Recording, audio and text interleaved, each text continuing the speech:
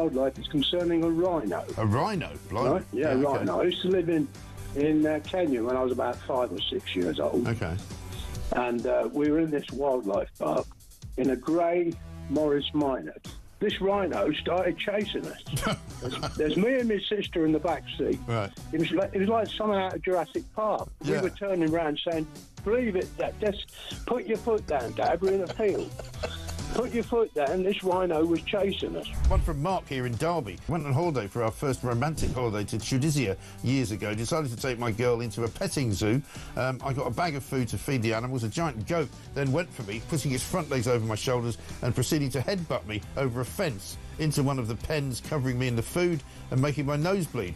I got out of the pen, then the goat and all his mates attacked me again, sending me running and screaming like a girl out of the zoo, with my girlfriend rolling with laughter on the floor. A tarantula climbed up the bottom of the bed on the sheet. Yeah. And it walked all the way up.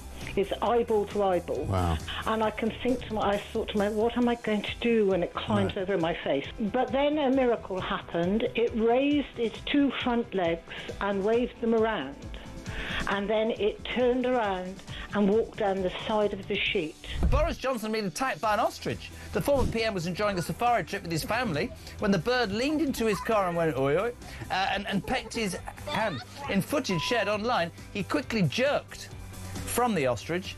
Don't dirty minds away from the ostrich, and shouted, "Oh, Christ, get hell," before driving off. And so I just set it out there. Have you been attacked by an animal? When I was about 7, says Trevor Jenkins, on holiday in Spain in the 70s, a monkey pulled my long hair. It was long because it was the 70s. I was in floods of tears. And as a family car drove out the car park, an elephant ripped off the car mirror. We got the message. Spanish animals aren't to be trusted. Jeremy, Brittany here from the United States. I was spurred by a rooster in my right foot a few years ago. Spurred? How do you get spurred by a rooster? One here from Dan in Hampshire. Morning, Mike. Is an Aussie that has been dive bombed by our version of the Magpie, which is much... Across the UK, on DAB+, on your smart speaker, on your smart TV, and on your side. This is Talk.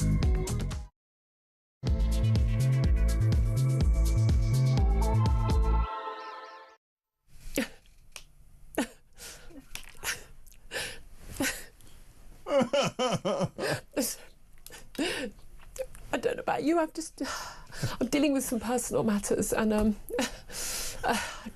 really can't cope with today, and I've had a row with someone, and I just can't do my job. Yeah, has anyone else ever felt like that? Philip Ingram, as you just heard, obviously feels exactly the same way. I'm Julia Hartley-Brewer. This is Talk. We're the home of common sense, where we don't cry. I'm so sorry, little Rachel Reeves. First woman Chancellor, you don't get to play the woman card and then throw the rest of us under the bus at the first sign of trouble. You cried yesterday, not because you had a row with Keir Starmer or Angela Rayner or the Common Speaker Lindsay Hoyle, or because you weren't backed by the Prime Minister in questions from Kemi Badenoch about your future. And by the way, that Prime Minister's lying. You're not lasting all the way to the next election or beyond. You cried because you're not up to the job. You have been over-promoted, you overfilled your CV, you made claims that were not true. Some might call them actual lies, because most of us could remember whether we'd worked for, 10 years or 5 years at the Bank of England as an economist. Some of us could remember whether we were in the complaints department or an economist at Halifax Bank of Scotland if we'd worked there for a number of years. You have overplayed your cards, you are up to your neck in it, and you are out of your depth. And that is why you couldn't cope with the pressure when it came to it. If it was a personal matter, Rachel Reeves, stay at home. If it was serious enough that you could cry in public, moving the markets, taking £3 billion off the markets, putting the cost of public borrowing up, probably people's mortgages up as a result of what you did, the cost of the pound, people are going on holiday, is going to get fewer euros for their pounds because you couldn't hold the tears back. I'm sorry, Rachel Reeves. As I said yesterday, it's as simple as this. Man the hell up. Anyway, welcome to the show. I think I've got that out of my system. I felt I needed to. But, you know, emotions for us girls, they do sometimes just overrun, don't they? Whether you are listening on DAB Plus radio or on your smart speaker, watching on YouTube or your connected device, it is fabulous to have your company. I hope you can contain your emotions today. But I have a funny feeling a lot of you agree with me that, the claims from Labour, this is bullying of Rachel Reeves. Yeah, well, they weren't like that about Margaret Thatcher or Liz Truss or Theresa May when they were facing criticism for showing emotion. So I'm sorry, to hell with all of that hypocrisy. I would love to hear from you. What is your reaction to the Prime Minister guaranteeing Rachel Reeves' job, but only like when being pushed on it? And we'll play you a clip of him on Chris Evans a little bit earlier this morning. What is your reaction to that? 0344 499 1000 is the number to call. You can also text the word talk in your message to 87222. You can also get in touch with us on X at talkTV. Calls are charged at the national rate. Text costs £1, standard network rate message. Before I tell you all what's going on, the rest of the show, Philip Ingram, as you've heard already, having a little bit of a tearful moment too. Philip Ingram, MBE, is a former senior military intelligence officer and joins us in the studio. Morning to you. Stop your crying. We'll not have any of this. Yes, ma'am. Imagine what our kids are like. Good God. Anyway, we're going to be talking about Rachel Reeves. Talking about the Prime Minister backing the Chancellor, also in a Talk exclusive, and you'll have heard this on MG's show as well, desperate council officials are offering landlords lump sums in cash and promising to fully refurb their properties in a frantic scramble to get them to agree to house migrants from asylum hotels. They're offering 5-year leases, you name it. But emails seen by Talk reveal local authorities are offering 6 months' rent up front, plus deposits up front, and redecorating properties if they agree to take them on those long leases. It's extraordinary. Also, latest example, just the latest of two-tier justice. After an engineer, Joseph Haythorne, was jailed for 15 months for a tweet that was near identical to that Lucy Connolly wrote. Both sent them last summer in the wake of the Southport riots. He was jailed for 15 months. She is still serving her 31-month sentence. Why on earth are we getting different sentences for effectively the same crime? We'll talk about that a little bit later as well. Philip Ingram, am I being harsh? Am I bullying Rachel Reeves for not having any sympathy for her tears at PMQs yesterday? No, not her colleagues didn't give her any sympathy whatsoever. Keir Starmer continued to just knowing she was in some form of distress in the background. It just kept going. No. He had no idea she was at tears. We thought she looked miserable, but she looked. Kemi Payton poked out. We were watching it live on air and then commenting on it, and she was going. She did look utterly miserable. And we were all commenting on it off air, and then we did on air. And it was only when we saw a close up we could see the tears. There's no way. I mean, God, I don't defend this Prime Minister often. There's no way he would have known that the woman to his left was crying. The face that I thought was told the complete story was Angela Rayner. Oh my goodness! Face like thunder. It was contempt. The contempt she was showing both of them. Because you could see her glancing at both of them, and TikTok. When am I getting the top job? Her eyes were burrowing into the back of Keir Starmer. What did you make? I mean, Kemi Payton pointed out once again, asking the Prime Minister to guarantee the Chancellor's position yesterday, and everyone's saying, "Oh, this is when the tears started." She was looking visibly upset before then. In fact, she was visibly upset when she entered the chamber before she had a conversation with the Speaker, Lindsay Hoyle, when he'd basically said to her, "Look, our little spat in the Commons yesterday when he told her off for giving too long answers had got into the papers, and they shouldn't be having that in public." She'd said to him, "I'm under so much pressure." Now we know this happened. We confirm that this conversation happened. It was witnessed by other people. That has been confirmed. But she was upset before then. But the Prime Minister did, as Kemi Badenoch pointed out. And by the way, Kemi Badenoch had a stonkingly good PMQs yesterday. Now it's all been taken over by this. But she pointed out that the Prime Minister was asked to guarantee her job. He categorically failed to do that, and it was only later on, much later on in the day, that he did actually confirm her job, which I think is very, very telling. It's very telling. The trouble with getting rid of a Chancellor or anyone at that sort of high level in the first year or just after the first year of you being in office is you can't get rid of their successor, because again that's just reinforcing you're stuck. The evidence is, Liz Truss more recently, Margaret Thatcher, her day, that once you get rid of a Chancellor, then your days are numbered. numbered. She is performing the role of human shield for the Prime Minister, is she not? Because, well, she did the winter fuel allowance. Which is not a very good one. Yeah, and, she did it. She's responsible for those tax rates. But at the end of the day, he's the First Lord of the Treasury. Yes, That's what it says on the Downing Street door, that little sign above the sort of letterbox effect. Well, not letterbox, in fact, just a plaque. He's in charge. Ultimately, it doesn't happen unless he okays it, and he appointed her. But he wants to use her as like the lightning rod to take all the heat. But I suppose the reality is, après le deluge, like, how much worse could it be? I mean, look, it's not going to be Angela Rayner as Chancellor, although, she's very good at working out the cash you can get from local councils and the like, isn't she? Everything else, But, I mean, you look at what Pat McFadden, Shabana Mahmood, the current Justice Secretary, I mean, Pat McFadden is itching at the bit. He's sort of, basically his deal maker. He's very, very, very influential behind the scenes. I would say more influential than the Prime Minister. But realistically, the same choices have to be made by whoever is in charge. And they just got worse as a result of her crying publicly in the chamber. Well, it's not just you that got worse from that perspective. It's got worse that the whole thing has made the Labour Party, with a stonking majority, actually show that it is impotent. It can't do anything. Labour lefty backbenchers who will constantly vote for pay rises for everyone in the public sector, up the minimum wage, more taxes on the wealthy, more spending on this, more spending on that, don't cut welfare. I mean, at the end of the day, that's what they want to do. They are not going to allow anything that doesn't do that. Exactly. At this point, you may as well not bother having a Chancellor. Well, let's just put John McDonnell in charge. He wanted to be Chancellor. Yeah, we may as well not bother having a government that was elected on a manifesto, because they haven't kept any of their manifesto promises at the minute. There's no plan for them to take anything further forward. And it's just been proven that if they did come up with a plan and they did put it in, then their backbenchers are not going to let it happen anyway. And it was we talked non-stop about this all week. It was a pretty pathetic reform of welfare as it was, and wouldn't have actually cut welfare. It was just going to have a smaller increase in welfare. Now we're actually going to cost more.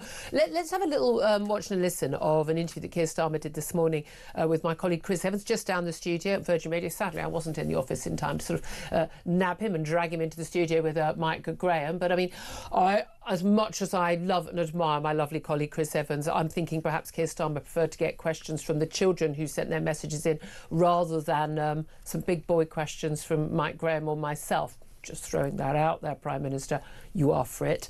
No Prime Minister should ever be afraid of taking questions from any journalist, is my view. And if you are, maybe you can't back yourself up. But this is what Keir Starmer had to say when Chris Evans asked him about the crying by his Chancellor. I actually personally didn't even appreciate it was happening in the chamber, because I came in and I've got questions being fired at me and PMQs, and so I'm sort of constantly up at the dispatch box and down.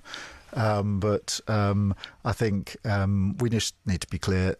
It's a personal matter, and I'm not going to breach Rachel's privacy by going into what's a personal matter for her.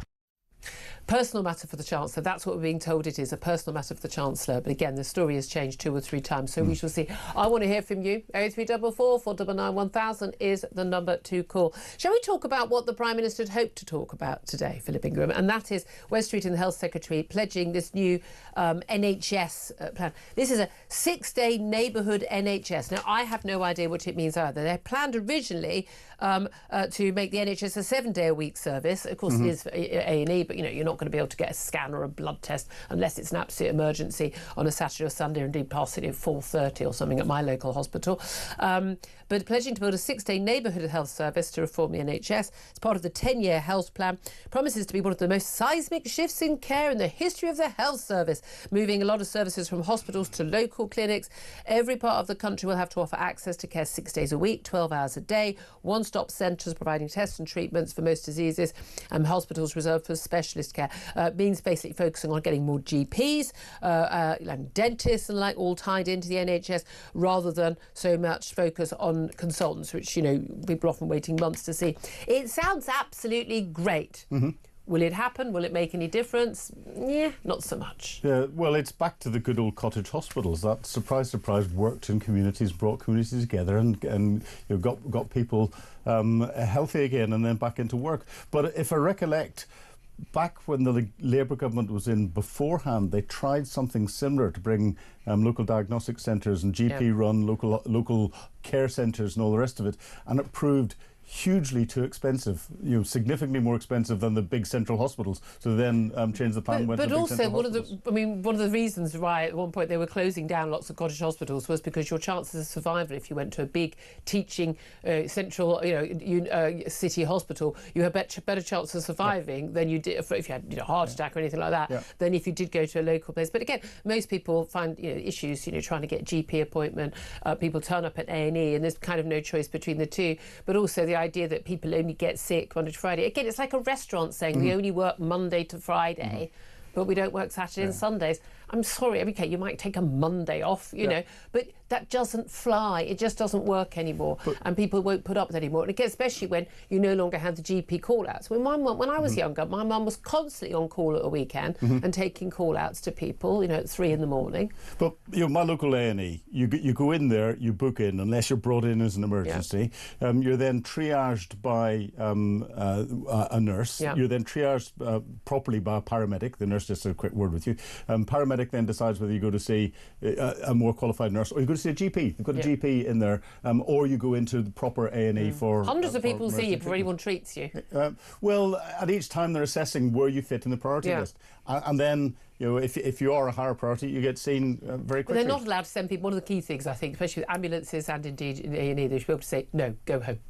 No, well, I think you're not going to be seen. Yeah, I think we're seeing an increasing number of ambulance personnel who are highly qualified medics treating people at a scene and saying you don't need any further treatment, thank you very much indeed, and going. Whereas beforehand, or there's always been this push to try and just get people into hospital, and then you get different. Different timelines come in. The timeline for going into A&E starts once the person gets into A&E. Yeah, exactly. So if they're sitting in an ambulance, it's not there. Exactly. I mean, I've had a number of relatives who've been stuck in A&E or stuck in an ambulance and unable to get in, even in a very, very frail state. This is not unusual. Anything that could be done, I'm willing. I'm willing for them to give it a try. And I think Wes Streeting largely is one of the saner members of this cabinet. However, he's also said this week, which I find extraordinary. Exclusive interview with The Sun. He said that Britain will be fat-free within a decade, paving the way for tax cuts worth billions of pounds. He said to The Sun he's on a mission to slash levies by giving more people access to drugs like Ozempic and Mounjaro, the weight loss jabs. He says the jabs are a route not just to lower weight, but lower taxes, because it's reckoned that there's a £6 billion cost to the NHS from obesity-related illnesses. This is not going to happen. These jabs are not going to get everyone to lose weight, because unless they're on them forever, we've already seen a huge number of side effects, some of them being death as a result of some of these jabs. Quite a serious side effect, death. Quite a serious one. The long-term impact of these drugs, there's no evidence right now the long-term impact is going to be anything other than us paying for more drugs for people. There is nobody who is so overweight that they need one of these drugs who cannot pay for these drugs themselves from the savings from their Deliveroo and Uber Eats deliveries that they are no longer getting because they feel mildly nauseated the whole time and don't have an appetite and therefore eat less. I just think it's absolutely untenable. And the idea we're going to have this massive saving because people aren't overweight is an absolute nonsense. So you're saying I shouldn't go out and put a big bet on the fact that our taxes are going to drop in 6 years' time because everyone's lost weight? Probably not. Well, not if Rachel Reeve's in charge. That's what I mean. But again, they massively overestimate the impact of obesity-related illnesses, and because actually, people who are obese will die sooner. Okay, and there's an issue in terms of welfare. Well, I don't think anyone should get any welfare for an obesity-related illness. Tough. It's not, you are not being you're not being affected by obesity. You've chosen. You've chosen it. I'm sorry. We need to be realistic about it. But also, people will die of something. I mean, I know people will die. I know. What? I know. No one died before 2020. Are we allowed to say that in there? It's still a new thing. but people will die of something. And whether they die from obesity-related illness or they're going to die of something. So, I mean, it's not going to change that. Let's talk about something else before we get to a break there. I do want to talk about migrants. Migrants who cross the Channel into the UK are 24 times more likely to go to prison than Brits to be convicted of criminality. 1 in 30 Channel migrants end up behind bars. I mean, I'm just pleased they're ending up behind bars. 1 in 30. I mean, who commits crime? Young men. Who are most Channel migrants? Young men. Well, I think you'll find the Treasury Minister, Darren Jones, is of the view they're all women and children. He is, of course, lying when he says that. Not wrong. He was lying. They are largely young men. But yes, they've been convicted of criminality on this rate. It's almost like it wasn't a good idea to have a whole load of young men from alien cultures coming to our shores and were able to roam free on our streets after arriving here illegally. I mean, it's almost like people saying that wasn't a good thing.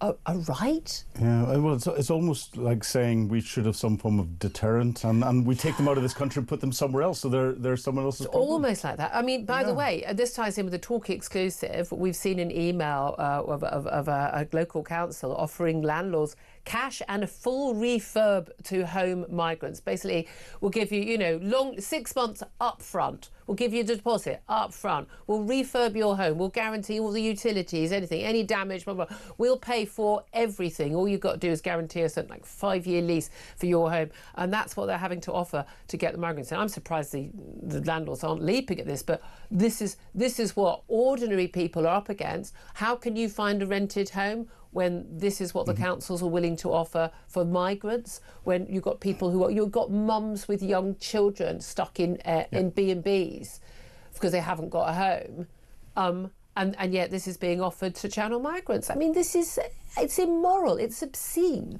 It's more than obscene, and you look at the numbers that are coming in every day and the amount of money that it's costing us, and I don't think the government has woken up to the fact of the impact that this is having in local areas and the sense of feeling that there is across the country about this, and it's boiling and boiling and boiling. Really is. It's going to boil over at some stage, and they need to wake up and you recognise that maybe something like the Rwanda scheme or something else was a good idea. It just had to be done properly. It was, in theory, it was a good idea. In practical, it wouldn't actually have made a big difference. But if we did do something like what Australia had done, did it properly, then it absolutely would have done.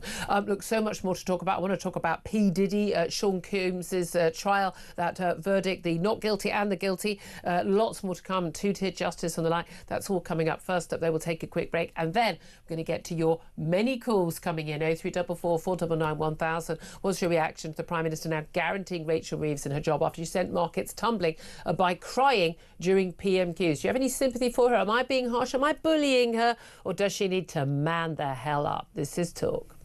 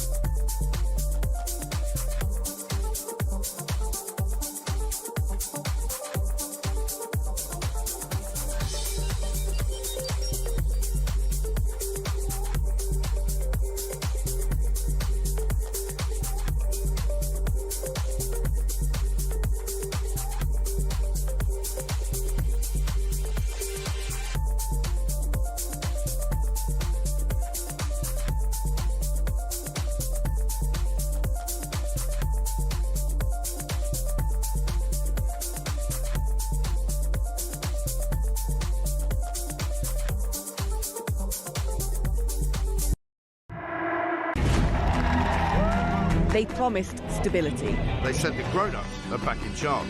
I was so happy you just couldn't believe it. Our work is urgent, and we begin it today. I mean, you couldn't really scrape together a worse gang of misfits to run a dog kennel. Broken promises. Billions blown. Botched U-turns. And Britain is burning. One of the most immeasurably eventful. 1 year in power. And Britain in freefall. It's just been a disaster.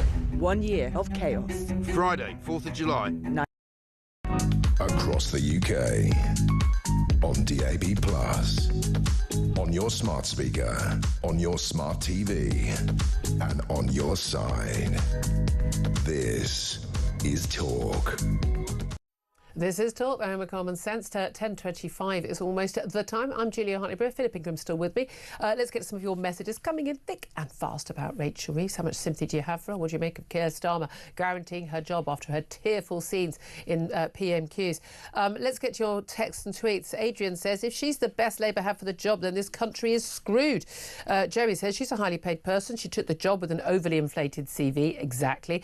She sneers and snorts at the opposition. Her actions have ruined farmers and sunk our communities into fear of depression. Let's balance the empathy. Matt says there is sympathy for someone who's gone after small businesses, farmers, disabled and pensioners with tax hikes and benefit cuts. Reeves should be crying away from prying eyes. It's had a negative impact on the pound today to add to her economic innumeracy. Even if it was a personal matter, why on earth was she sitting at PMQs in full view of the world? I mean, absolutely. And Natalie says, I don't care about her tears.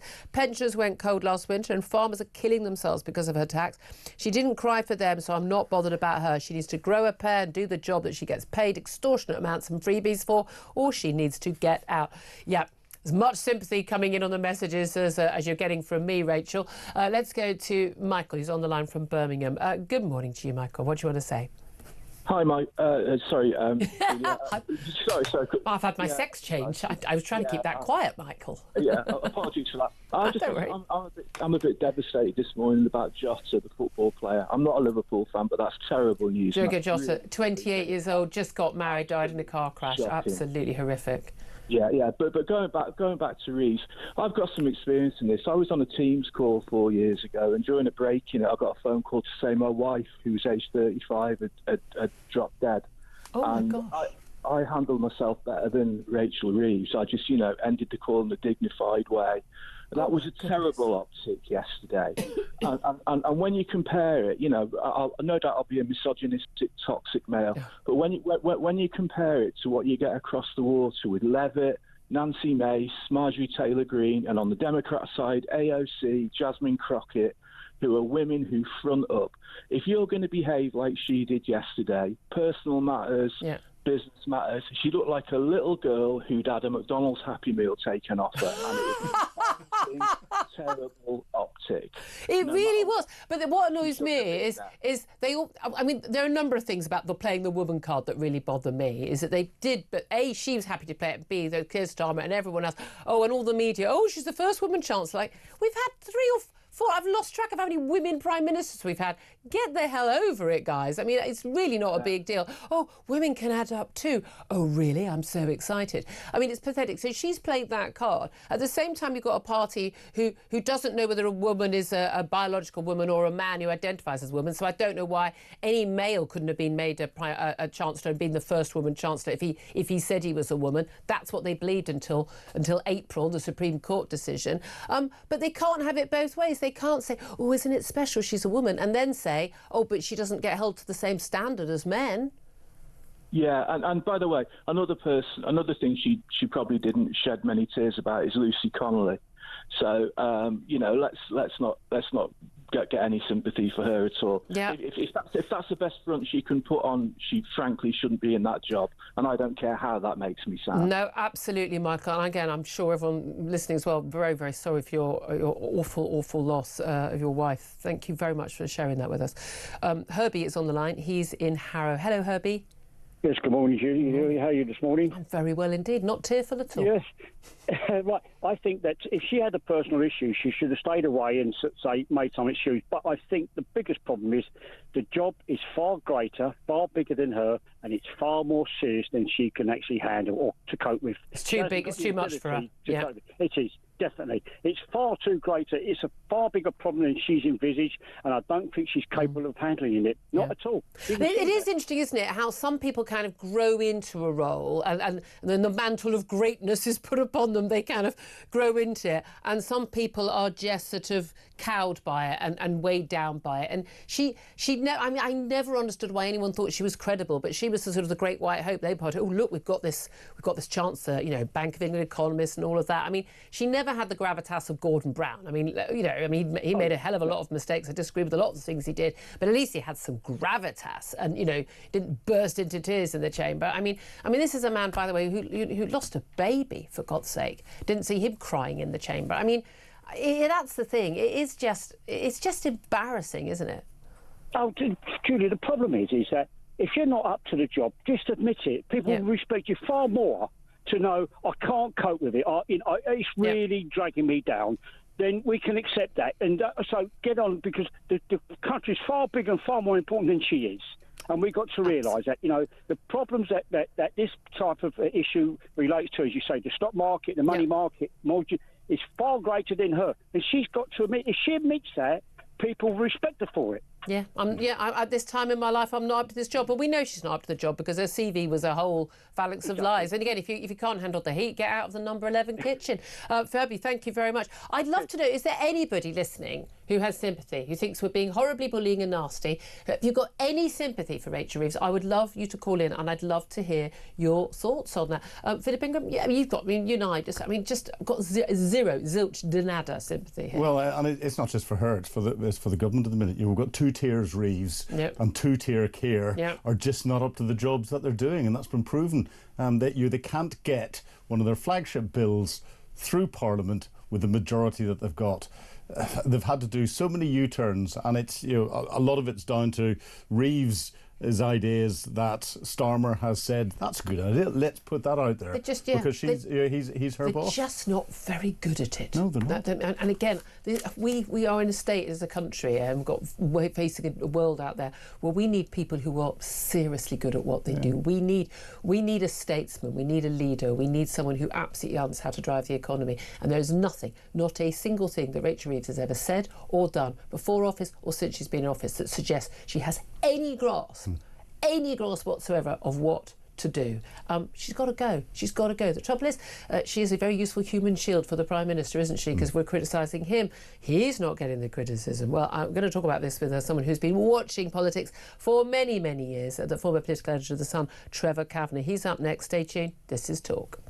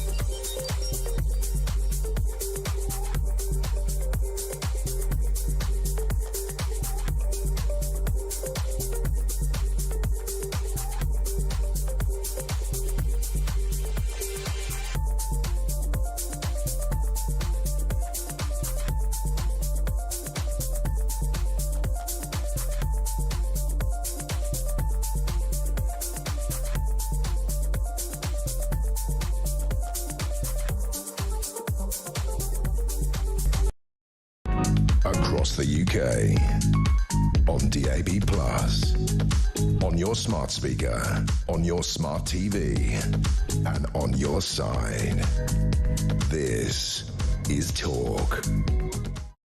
This is Talk, the Home of Common Sense, for me, Julia Hartley. But just to let you know, the Prime Minister, Keir Starmer, is going to be launching the government's 10-year health plan alongside the Health Secretary, Wes Streeting, in London in the next few moments. And we're told now that the Chancellor, Rachel Reeves, will make an appearance. Not something that we were expecting today. Certainly hadn't been flagged by either the Prime Minister or the Health Secretary, who've been out and about doing media interviews today. So as soon as we hear anything that's said, a report on anything Rachel Reeves is doing or saying, we will bring that to you here first, here at Talk.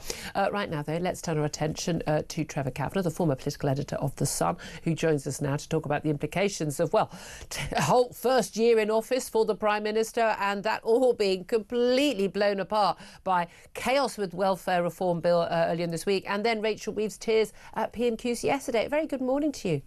Hi there, how are you? First of all, you've been a Westminster watcher for a very long time. I first joined the lobby, I think, in early 1998, and you were political editor of The Sun then. You've counted them in, you've counted them out over the years.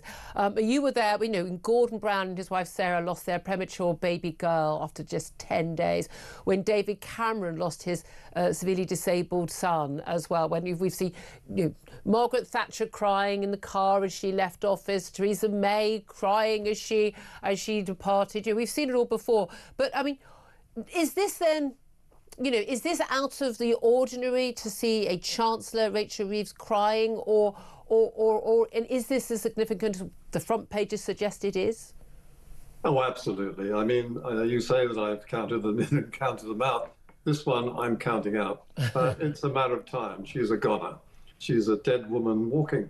You cannot cry in the House of Commons in that way, sobbing behind the Prime Minister on camera, in such an embarrassing way for this government that he had to actually cut a podcast in which he was saying something about the NHS while she was sobbing behind him. This is the impact on the money markets that we've just seen, with a sharp drop of the same sort of scale as the Liz Truss crisis. Really destroys all credibility of this government and its economic policies. And it won't be the last, because I think that Rachel Reeves is on the way out. It's a matter of time only. And when she's replaced, we will see even worse.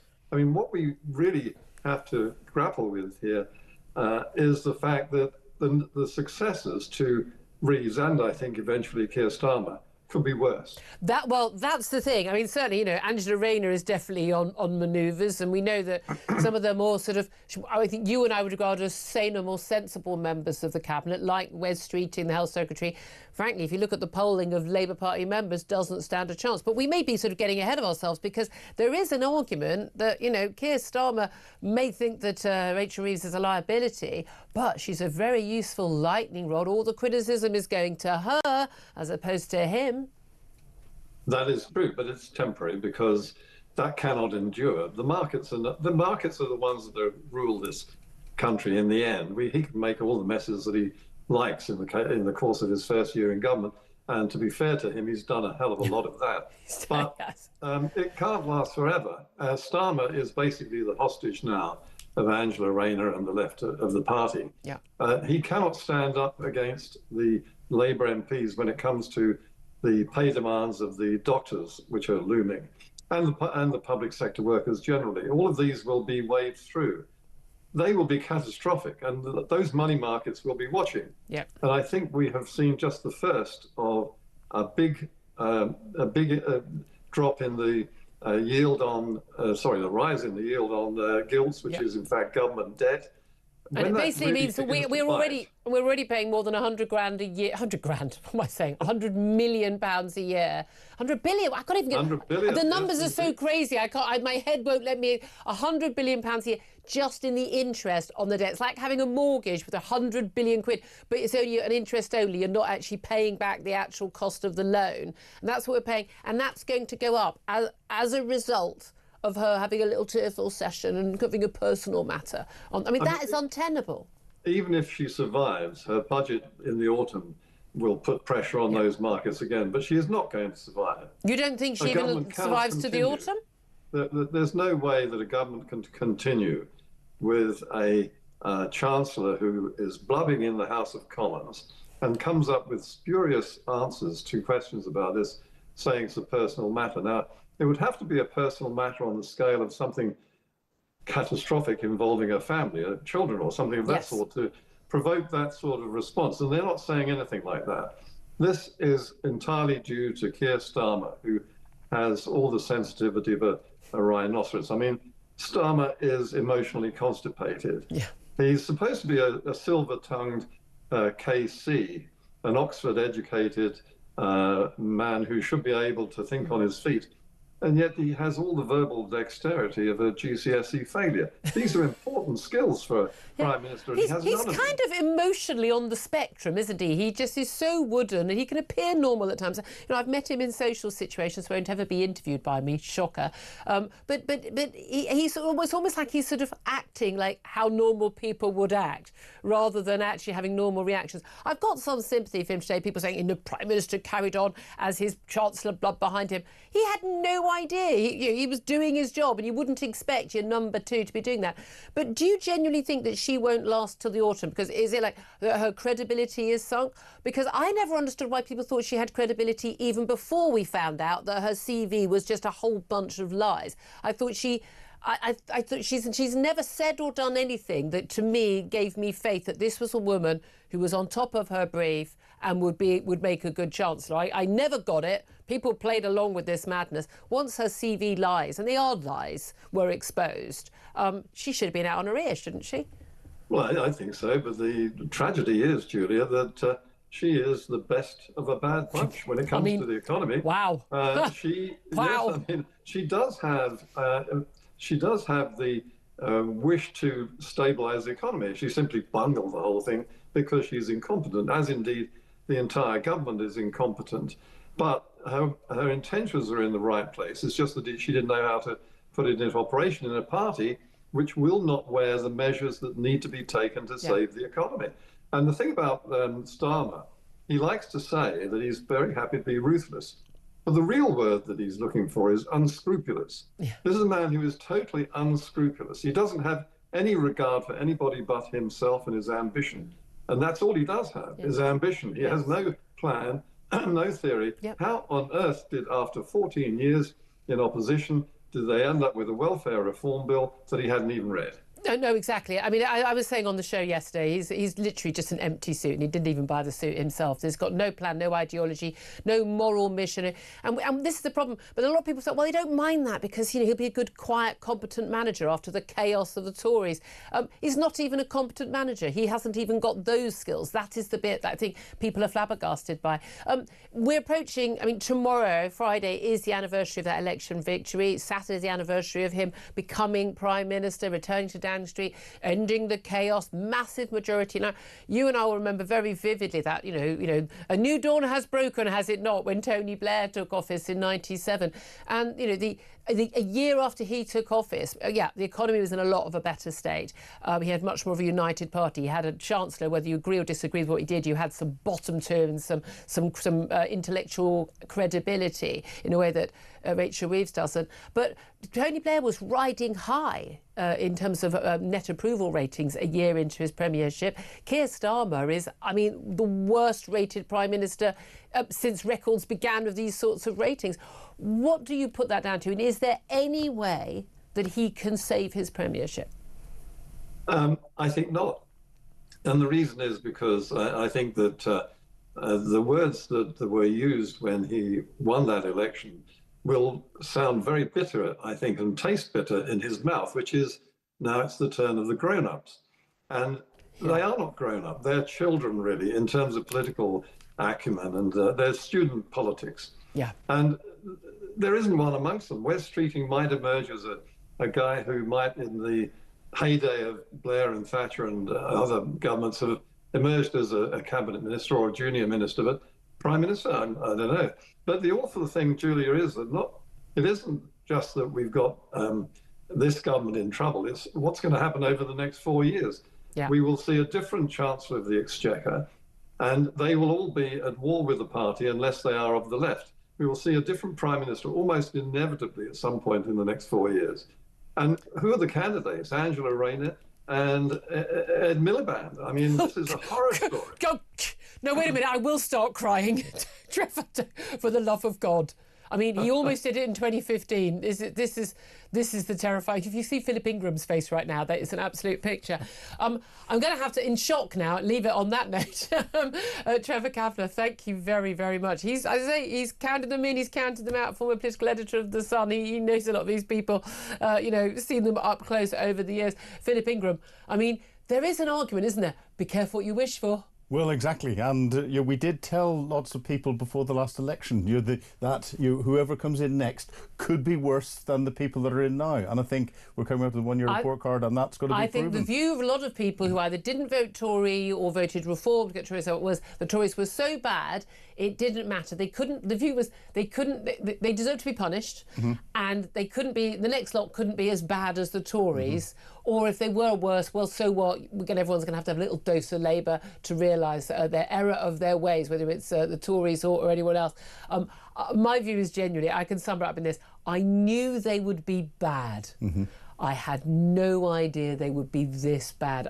They have exceeded all low expectation. 10:45 is the time. I'd love to hear from you. 0344 499 1000 on the Chancellor getting the vote of confidence, guaranteed her job from the Prime Minister despite those tears at PMQs, which they saw the markets tumble and the cost of government borrowing go up. Is she going to last in her job? I'd love to hear your thoughts. Any sympathy for her? I'd still love to hear from someone. No one yet, but if you genuinely have sympathy, if you think we're all being horrible and bullying, give me a call. 0344 499 1000 is the number to call. Up next, we're going to be talking about two-tier justice. Once again, someone else gets convicted of a crime and gets half the sentence that Lucy Connolly got, for someone this time, for a tweet that's pretty much the same as hers. So what's going on, and why is she still behind bars? This is Talk.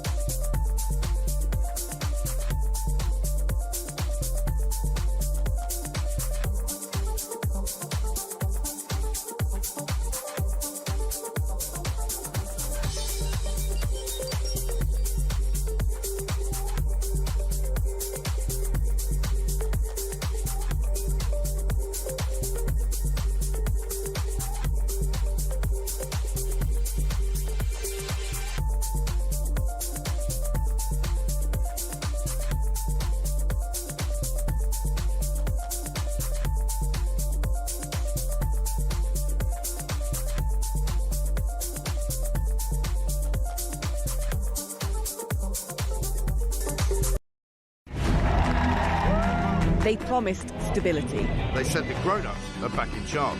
I was so happy you just couldn't believe it. Our work is urgent, and we begin it today. I mean, you couldn't really scrape together a worse gang of misfits to run a dog kennel. Broken promises. Billions blown. Botched U-turns. And Britain is burning. One of the most immeasurably eventful. 1 year in power. And Britain in freefall. It's just been a disaster. 1 year of chaos. Friday, 4th of July. 9 p.m.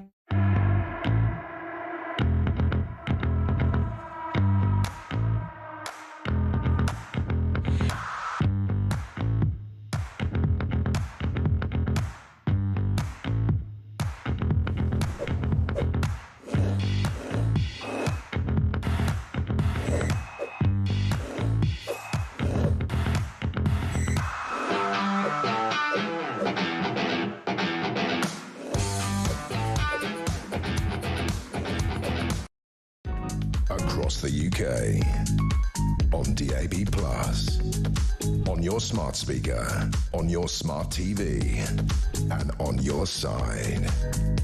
This is Talk.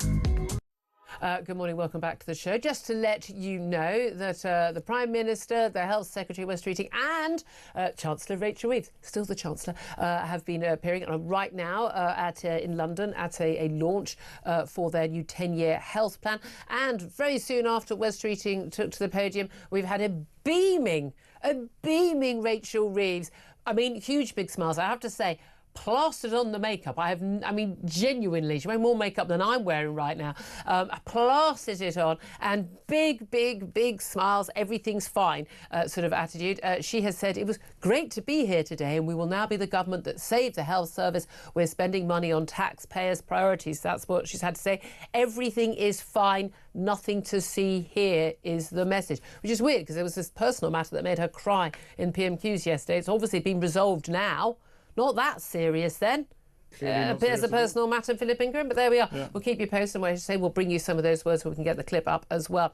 Right now, let's turn our attention to, well, we're talking about two tiers, Rachel Reeves, but what about two-tier justice? It's been a subject of debate quite a lot over the last 11 months in particular, after we saw people being prosecuted and jailed, some for very long periods of time, for their actions and their words and their tweets in the wake of the Southport attack by Axel Rudiger-Bahn that left 3 little girls dead and many others' lives devastated. Well, Lucy Connolly is still behind bars right now, a mum, a carer, no previous convictions for anything whatsoever for a particularly nasty, horrible racist tweet that she did write on the day of that attack. But now it's been revealed yet more two-tier justice as an engineer called Joseph Haythorne, who wrote a tweet around the same time, and remarkably similar tweet, he's now been handed a 15-month jail term.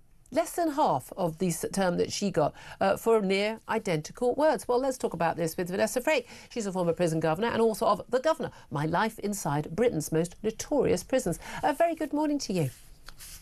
Good morning, Julia. Thanks for having me on. No, thank you, as always, for joining us. Well, Joseph Haythorne, he's 26 years old. He wrote on August the 4th last year, as violence erupted in Rotherham in the wake of the Southport attack and those riots that were spread across the country. He wrote, "Go on, Rotherham, burn any hotels with those scruffy bees in it." And that's what he wrote. He has admitted inciting racial hatred at the court on yesterday, and he was given a jail term of 15 months, which is half what Lucy Connolly got back in August last year when she pleaded guilty. She was jailed last year in October, but was still on remand anyway. And on the day of those Southport murders, she'd written, "Mass deportation now, set fire to all the effing hotels full of the bees for all I care. While you're at it, take the treacherous government politicians with them." Now, I mean, these seem to be remarkably similar. He got 15 months, she got 31 months. How do we explain that? Well, I have a couple of thoughts on this. I wonder, first of all, if the Joseph Haythorne, if he was married to a Tory councillor, would he have got the same sentence as Lucy Connolly? And I think the second thing is that women are often more likely to be jailed for a first-time non-violent offence than men are. And in this case, it's a longer jail sentence than the other one. And I totally agree with you. You know, there's barely any difference between the two. The only difference I can see is that he handed himself in straight away to the police after he'd got over 1,000 views. Well, to me, incitement is incitement. Yeah. And I think that, you know, what this government has actually done is turn Lucy Connolly into a political prisoner. Well, yeah, and through their own actions. And again, I don't like what she wrote, and I don't really like her being fated as, as this wonderful, angelic figure. She wrote a really nasty thing, and I completely accept that. Look, she's lost her child herself, and therefore she would feel the deaths of these little girls more than the average person. I completely accept that, and it's clear to me that her mitigating circumstances were not accepted in court. The fact that there were, she's accused of racism, and actually we were told at the time, which is why I supported her being locked up, that she'd written other racist tweets. She hadn't. They weren't what most of us sane people would consider to be racist tweets, but also not taking into account the fact that she had an awful lot of messages read out in court from people whose children she cared for as a childminder, who were themselves migrants and ethnic minorities, who were saying that they had no experience of her ever any hint of any of those feelings from her. It was a one-off event, and there's no reason she should have had anything other than a slap on the wrist.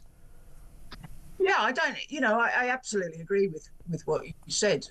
I think over the years, women have often been seen by judges as, well, they should know better. They have children, and of course, men will do horrible things. Yep. But I mean, I think most people will be stunned that women are more likely on a first offence that is non-violent to go to jail than a man. I think most people would be blown away by that stat. There are more women who are locked up for non-violent offences than men. And there are very few women who are locked up. 4% of our jail population is women. To my mind, I think, well, not only did she not get her appeal, which I have to say probably like the majority of the population were stunned that she didn't get her appeal. I think she's well learned her lesson. We're begging for prisoner places. Yeah. And we're clogging our jails up with people who have done wrong, yes, absolutely, but who would be better served serving that sentence in the community. Yeah, she'd already deleted the tweet, said she regretted it. Again, there's just no reason at all. We didn't need the deterrent, we didn't need the punishment, and as you say, we've got shorter prison spaces.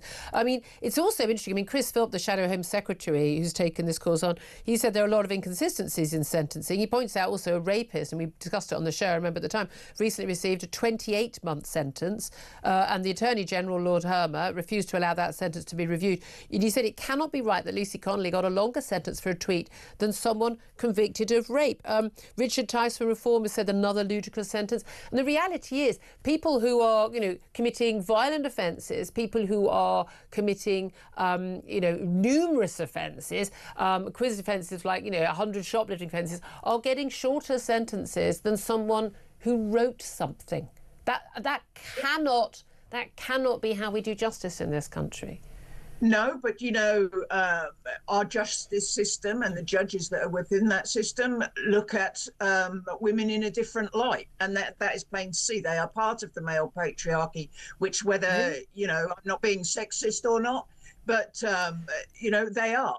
Because a lot of people, I mean, I would always have thought, I don't like the fact that people say, if a woman's got children, she can't go to prison. I'm like, most of the men who go to prison have got children. We don't say they shouldn't go to prison. You choose your actions. But you're saying genuinely we are seeing this is, the women are held to a higher standard than men?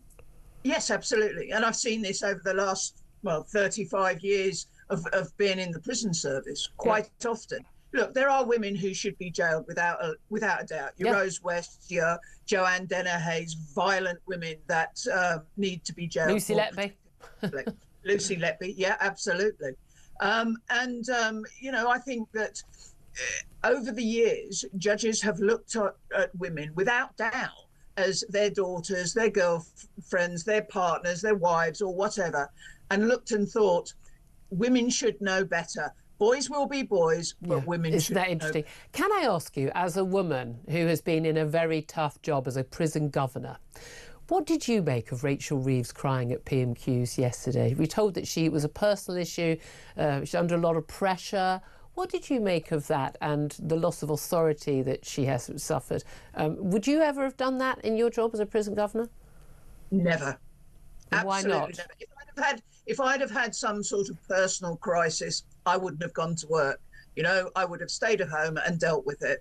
I think I am all for women in positions of power, providing that they do a good job and are seen to do a good job. And I think this shows a weakness But in all fairness, it's a weak government all told.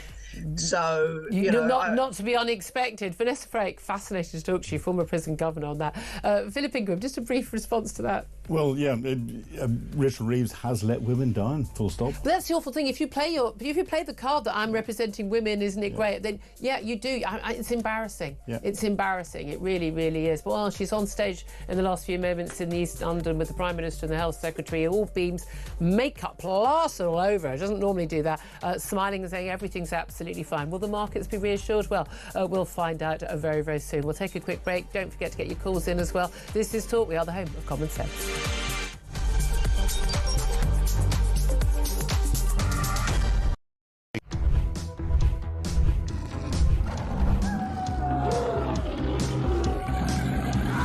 We've just been talking in the office here about how many of us have been attacked at some point or other by some form of flying beast or any wildlife. I mean, so we'll take your stories this morning.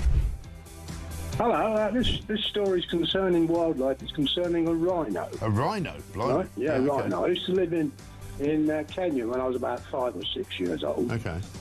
And we were in this wildlife park in a grey Morris Minor. This rhino started chasing us. There's me and my sister in the back seat. Right. It was like something out of Jurassic Park. Yeah. We were turning around saying, "Believe it, Dad. Just put your foot down, Dad. We're in a field." Put your foot down, this rhino was chasing us. One from Mark here in Derby. Went on holiday for our first romantic holiday to Tunisia years ago. Decided to take my girl into a petting zoo. I got a bag of food to feed the animals. A giant goat then went for me, putting its front legs over my shoulders and proceeding to headbutt me over a fence into one of the pens, covering me in the food and making my nose bleed. I got out of the pen, then the goat and all his mates attacked me again, sending me running and screaming like a girl out of the zoo, with my girlfriend rolling with laughter on the floor. A tarantula climbed up the bottom of the bed on the sheet. Yeah. And it walked all the way up. It's eyeball to eyeball. Wow. And I thought to myself, what am I going to do when it climbs over my face? But then a miracle happened. It raised its 2 front legs and waved them around. And then it turned around and walked down the side of the sheet. Boris Johnson been attacked by an ostrich. The former PM was enjoying a safari trip with his family when the bird leaned into his car and went oi oi and pecked his hand. In footage shared online, he quickly jerked from the ostrich. Don't dirty minds away from the ostrich, and shouted, "Oh, Christ, get hell," before driving off. And so I just set it out there. Have you been attacked by an animal? When I was about 7, says Trevor Jenkins, on holiday in Spain in the 70s, a monkey pulled my long hair. It was long because it was the 70s. I was in floods of tears. And as the family car drove out the car park, an elephant ripped off the car mirror. We got the message. Spanish animals aren't to be trusted. Jeremy, Brittany here from the United States. I was spurred by a rooster in my right foot a few years ago. Spurred? How do you get spurred by a rooster? One here from Dan in Hampshire. Morning, Mike. As an Aussie that has been dive-bombed by our version of the magpie, which is much bigger, across the UK, on DAB+, on your smart speaker, on your smart TV, and on your side. This is Talk.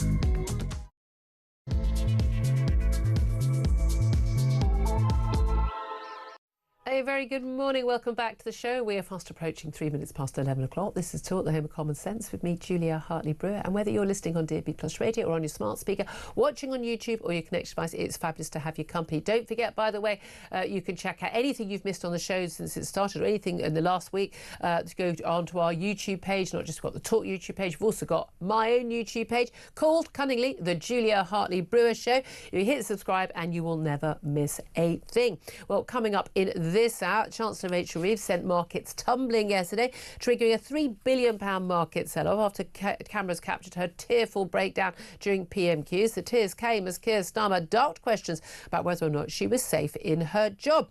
Rachel Reeves told colleagues that she was feeling under pressure following a series of humiliating U-turns. She'd had a bit of a beef with the Commons Speaker just before PMQs. There had been denials that she'd had rows with the Prime Minister and the Deputy Prime Minister, Angela Rayner. We were told it was a personal matter flattered her, upset her. But in the last half hour, she has appeared on stage at a podium alongside Keir Starmer and the Health Secretary Wes Streeting in the East End of London, launching the government's 10-year health plan. I have to say, she's gone on stage, big smiles, all beaming, everything's absolutely fine, nothing to see here.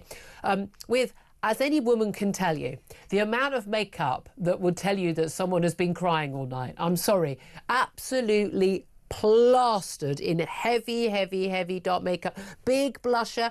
I mean, something is seriously going on, but we're going to be talking about that. I'd love to know how much sympathy you have for it or not. Do you think that the Prime Minister is lying when he says he guarantees her job until the next election? Some was pointing out, we spoke to Trevor Kavanagh, former poll head of The Sun, a little bit earlier on the show, that, he can't even guarantee his own job until the next election. What's your reaction to all of that? Give us a call, 0344 499 1000. Text the word talk and your message to 87222. Get in touch with us on X at talkTV. Calls are charged at the national rate. Text costs £1, standard network rate message. And in particular, I would really like to hear from you if you do have sympathy for the Chancellor, because there ain't any in this office at all. I mean, I haven't had any calls yet or any messages suggesting that. So, I mean, I've had a text message from someone saying I'm a soulless ghoul. But, I get those every day, so that doesn't... Oh, no, I'm going to cry now. I'm going to cry. I'm under so much pressure. Anyway, also going to be talking about a Talk exclusive. Desperate council officials are offering landlords not only these 5-year leases, but cash lump sums, 6 months rent paid up front, a full refurb of their property in return for, please house some of our channel migrants that we need to house. They're even taking, anything will do to get those properties. And of course, how on earth can ordinary families young people trying to get onto the rental market, how on earth can they compete with that? And we'll be talking more about those so-called NHS reforms. Not told when they're actually going to happen. Sometime in this Parliament, apparently, where we're going to get a 6-day access to care, 12 hours a day. But we were first offered, weren't we, 7-day a week care? So I'm not quite sure whether that we're going to be down to the usual 5 days or you can have an appointment on Thursday in 2 weeks, which is what a lot of care is for people an awful lot of the time now, trying to get a GP appointment. Anyway, all of that coming up, plenty more besides, and all of it with my lovely guest, always on a Thursday, Philip Ingram, MBE, former senior military intelligence officer, who's containing the tears of laughter at some of the responses we've had to Rachel Reeves today. Stop it. We've both done our crying already. It's really interesting talking to Vanessa Frake, former prison governor. She's hard as nails. You can't be... She's not women's prisons and men's prisons. There are certain jobs where you can't show weakness. And people are sympathetic. And we were talking about earlier, we've had two a Prime Minister and a Chancellor in office who have lost children. Mm-hmm.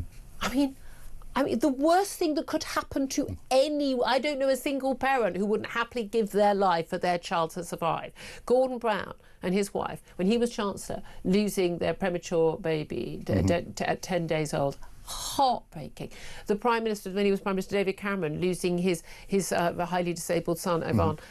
Just awful, awful things. And no one for a moment would question anybody holding back tears and talking with emotion about these really important issues. It makes them more human, of course. But we don't know what the so-called personal matter was that impacted on Rachel Reeves. But when you're the Chancellor and the markets are bad enough as it is, when the economy is in such a state as it is, and you've got no credibility because you've made so many duff decisions since you come into office, and it turns out your entire CV on which you got elected was a complete lie, shouldn't even be in the job, and you're totally over-promoted beyond your ability. I think that's a fair summary of the last year for Rachel Reeves. Sitting sobbing, tears rolling down her face at PMQs was unbelievably unprofessional, and it was a really stupid thing to do. Should the Prime Minister have guaranteed her job? No, he shouldn't have done, and I think he's lying again. Whenever she walks in and sits down on that front bench, her name may be Rachel Reeves.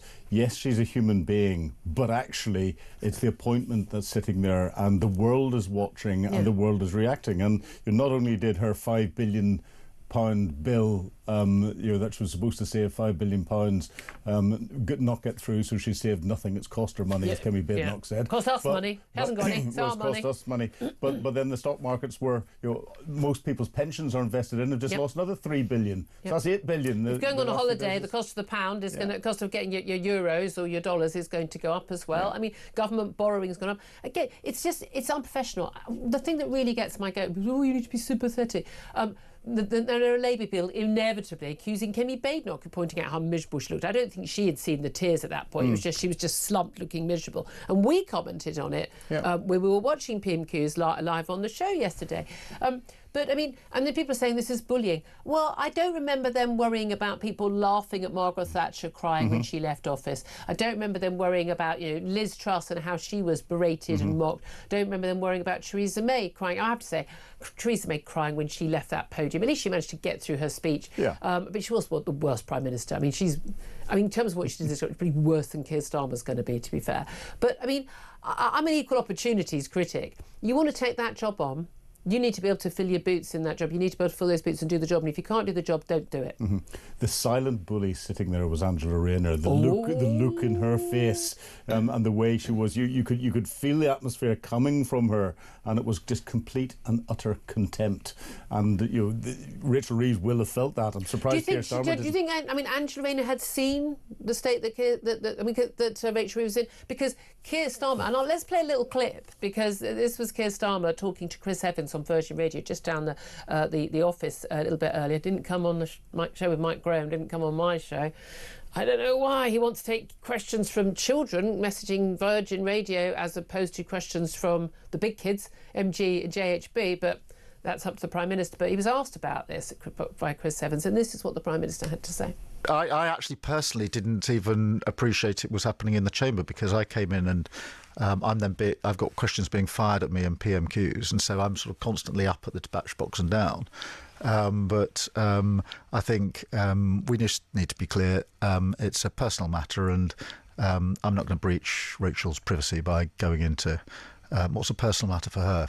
And Wes Street and the Health Secretary be out and about as well. By the way, whenever this Prime Minister says we need to be clear, he's nearly always telling a porky. Well, exactly, and he's never clear. Honestly, that's one of his stuck phrases, and it's like his tell. If you're playing poker against him, you go, oh, he's bluffing, he hasn't got 4 aces. Yeah, exactly, and he's constantly using that to cover up the lies that are in there. Angela Rayner will have known it, because she, whenever Keir Starmer was standing up, was then the next person that could see Rachel Reeves. She was looking around, but the expression on her face, this was just complete and utter contempt. Well, the Chancellor has appeared today, and I don't think she was supposed to be this. It's very rare that you'd have an NHS launch, this NHS 10-year plan, with the Prime Minister and the Health Secretary streeting, and then the Chancellor turns up, covered in, I mean, she's got basically 10 people's makeup on at the same time. That's me saying that, and I'm plastered with this stuff. God knows you don't want to see what's under here. But she addressed the event. I mean, it's great to be here today. We'll now be the government that saved the health service. We're spending money on taxpayers' priorities, and various things. I mean, there was simply no need for the Chancellor to turn up. They obviously had to wheel her out. So whatever the personal matter was, she's either got over it or it wasn't a personal matter. They've realised the damage to the economy from this. Also, again, we've got the Prime Minister and the whole government. They've got tomorrow is the anniversary of their election a year ago. Saturday is the big anniversary. He's done all these set-piece interviews. I think he spoke to Nick Robinson at the BBC, and some of that interview was supposed to go out on Saturday, or Friday or Saturday, is now going out. Went out today with him talking about Rachel Reeves and guaranteeing her job, which he didn't do in PMQs yesterday, as Kemi Badenoch asked him to do, and pointed out that he deliberately did not do in that answer. Very, very noticeable, and that's when the tears started flowing. But we've had the welfare fiasco, total loss of authority of the Prime Minister, and then we've got this. He's having to shore up a Chancellor with no credibility anymore. It's not going very well, is it? I think that's an understatement. I think that's a big understatement, and it's not just that. The U-turn on the winter fuel allowance, the fact that the markets are not growing in the way that they needed to grow to meet the 2.5% was what was needed. That was what all the basis of spending was to get all the policies in, and you have now having to potentially go against the manifesto promises that they made not to raise taxes. Potentially, 100%. It's going to have to happen. And Keir Starmer didn't rule out raising taxes in the Union, and therefore his whole tenure in his first year has been a complete and utter disaster. Yeah, I mean, again, and he's talking about Rachel Reeves is going to survive the full 5 years. He's talking about this 10-year plan. I mean, Yeah, I mean, good luck with that, mate. I mean, it's just like, it's 10-year health plan they're unveiling right now, and Keir Starmer's speaking right now. Sorry, you're not going to be in power 10 years, you're really not. What do you make of this pledge to build a 6-day neighbourhood health service? The idea is it's open 12 hours a day, 6 days a week, and one-stop shops you can go in. It sounds great, but, I mean, does anyone think it will happen, and no. Will it change anything? It was proposed before by the last Labour government, all those years ago. I've forgotten when it was, and they said they were going to bring all of this in, bring it back into the local communities again. Then they costed it and went, it's much cheaper to do everything in centralised hospitals where you've got access to consultants and all the rest of it. The trouble is, they've said they're going to pay for the additional GPs for this by reducing the number of consultants in hospitals. Well, we can't get enough people through consultants' appointments, so we don't have enough consultants. It defies belief. Oh, they're coming in rubber dinghies. I forgot that. Yeah, if you remember, but the ones that aren't engineers and rocket scientists, the ones who aren't, the 1 in 30 who end up in prison, by the way, extraordinarily, 1 in 30. It's just extraordinary stat that Channel migrants are 24 times more likely to be in prison than Brits. 1 in 30 end up behind bars. I mean, I think we're all just stunned they've actually ended up behind bars at all, given that no one ends up behind bars in this country, apart from people who write tweets, because we've got that two-tier justice issue we've just been talking about. What else do you make of the West Streeting, the health secretary? Who, I say, he normally is very sensible. Most of the time for a Labour cabinet minister, but he is absolutely convinced that fat jabs are basically the answer to everything, and that we've got this £6 million cost a year, we're told, of obesity related illnesses. A lot of those people would have illnesses at some point in their life anyway. There's big question marks about some of these stats. And the idea is that if everyone gets Ozempic and Mounjaro who's overweight, they're going to get these jabs, they're going to lose the weight, they're not going to have diabetes or cancer or heart disease, higher risks, and therefore the NHS saves loads of money and everyone's slimmer. And yet she says Britain will be fat-free in a decade with more people getting these weight loss jabs. I think this is an abject load of nonsense. There'll be a load of people, I mean, I'm amazed by the number of people I know who've lost weight on these jabs. Extraordinary number.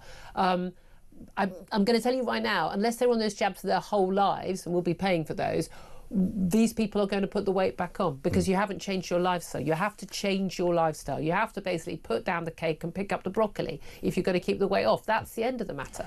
When you get the likes of Wes Streeting putting statements out like that, which is not backed up by any scientific research, it's not backed up by anything at all, he's clutching at straws. And that sums up this government's approach to everything. Absolutely. They're clutching at straws. On everything.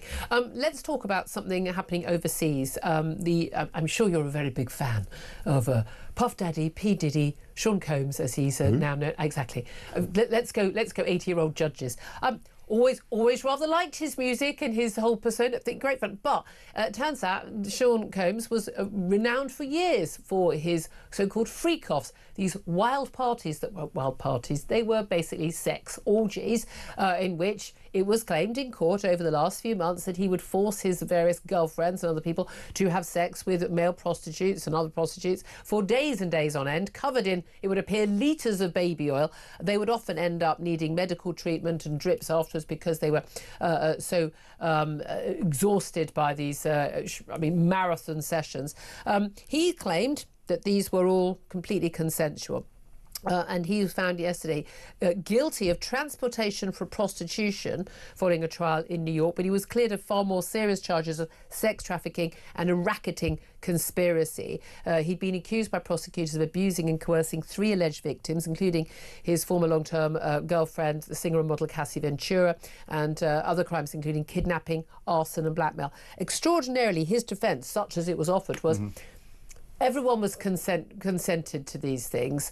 And his defence was he was a domestic abuser. He was a very violent man. He's had to admit to that because, of course, there's video footage of him in a hotel corridor when Cassie Ventura tried to leave a hotel room, of him coming out in a towel and grabbing her, dragging her by the ground, kicking her and punching her. I mean, it's the most horrific video. And he did that somewhere public, so it tells you what the hell was going on behind the scenes.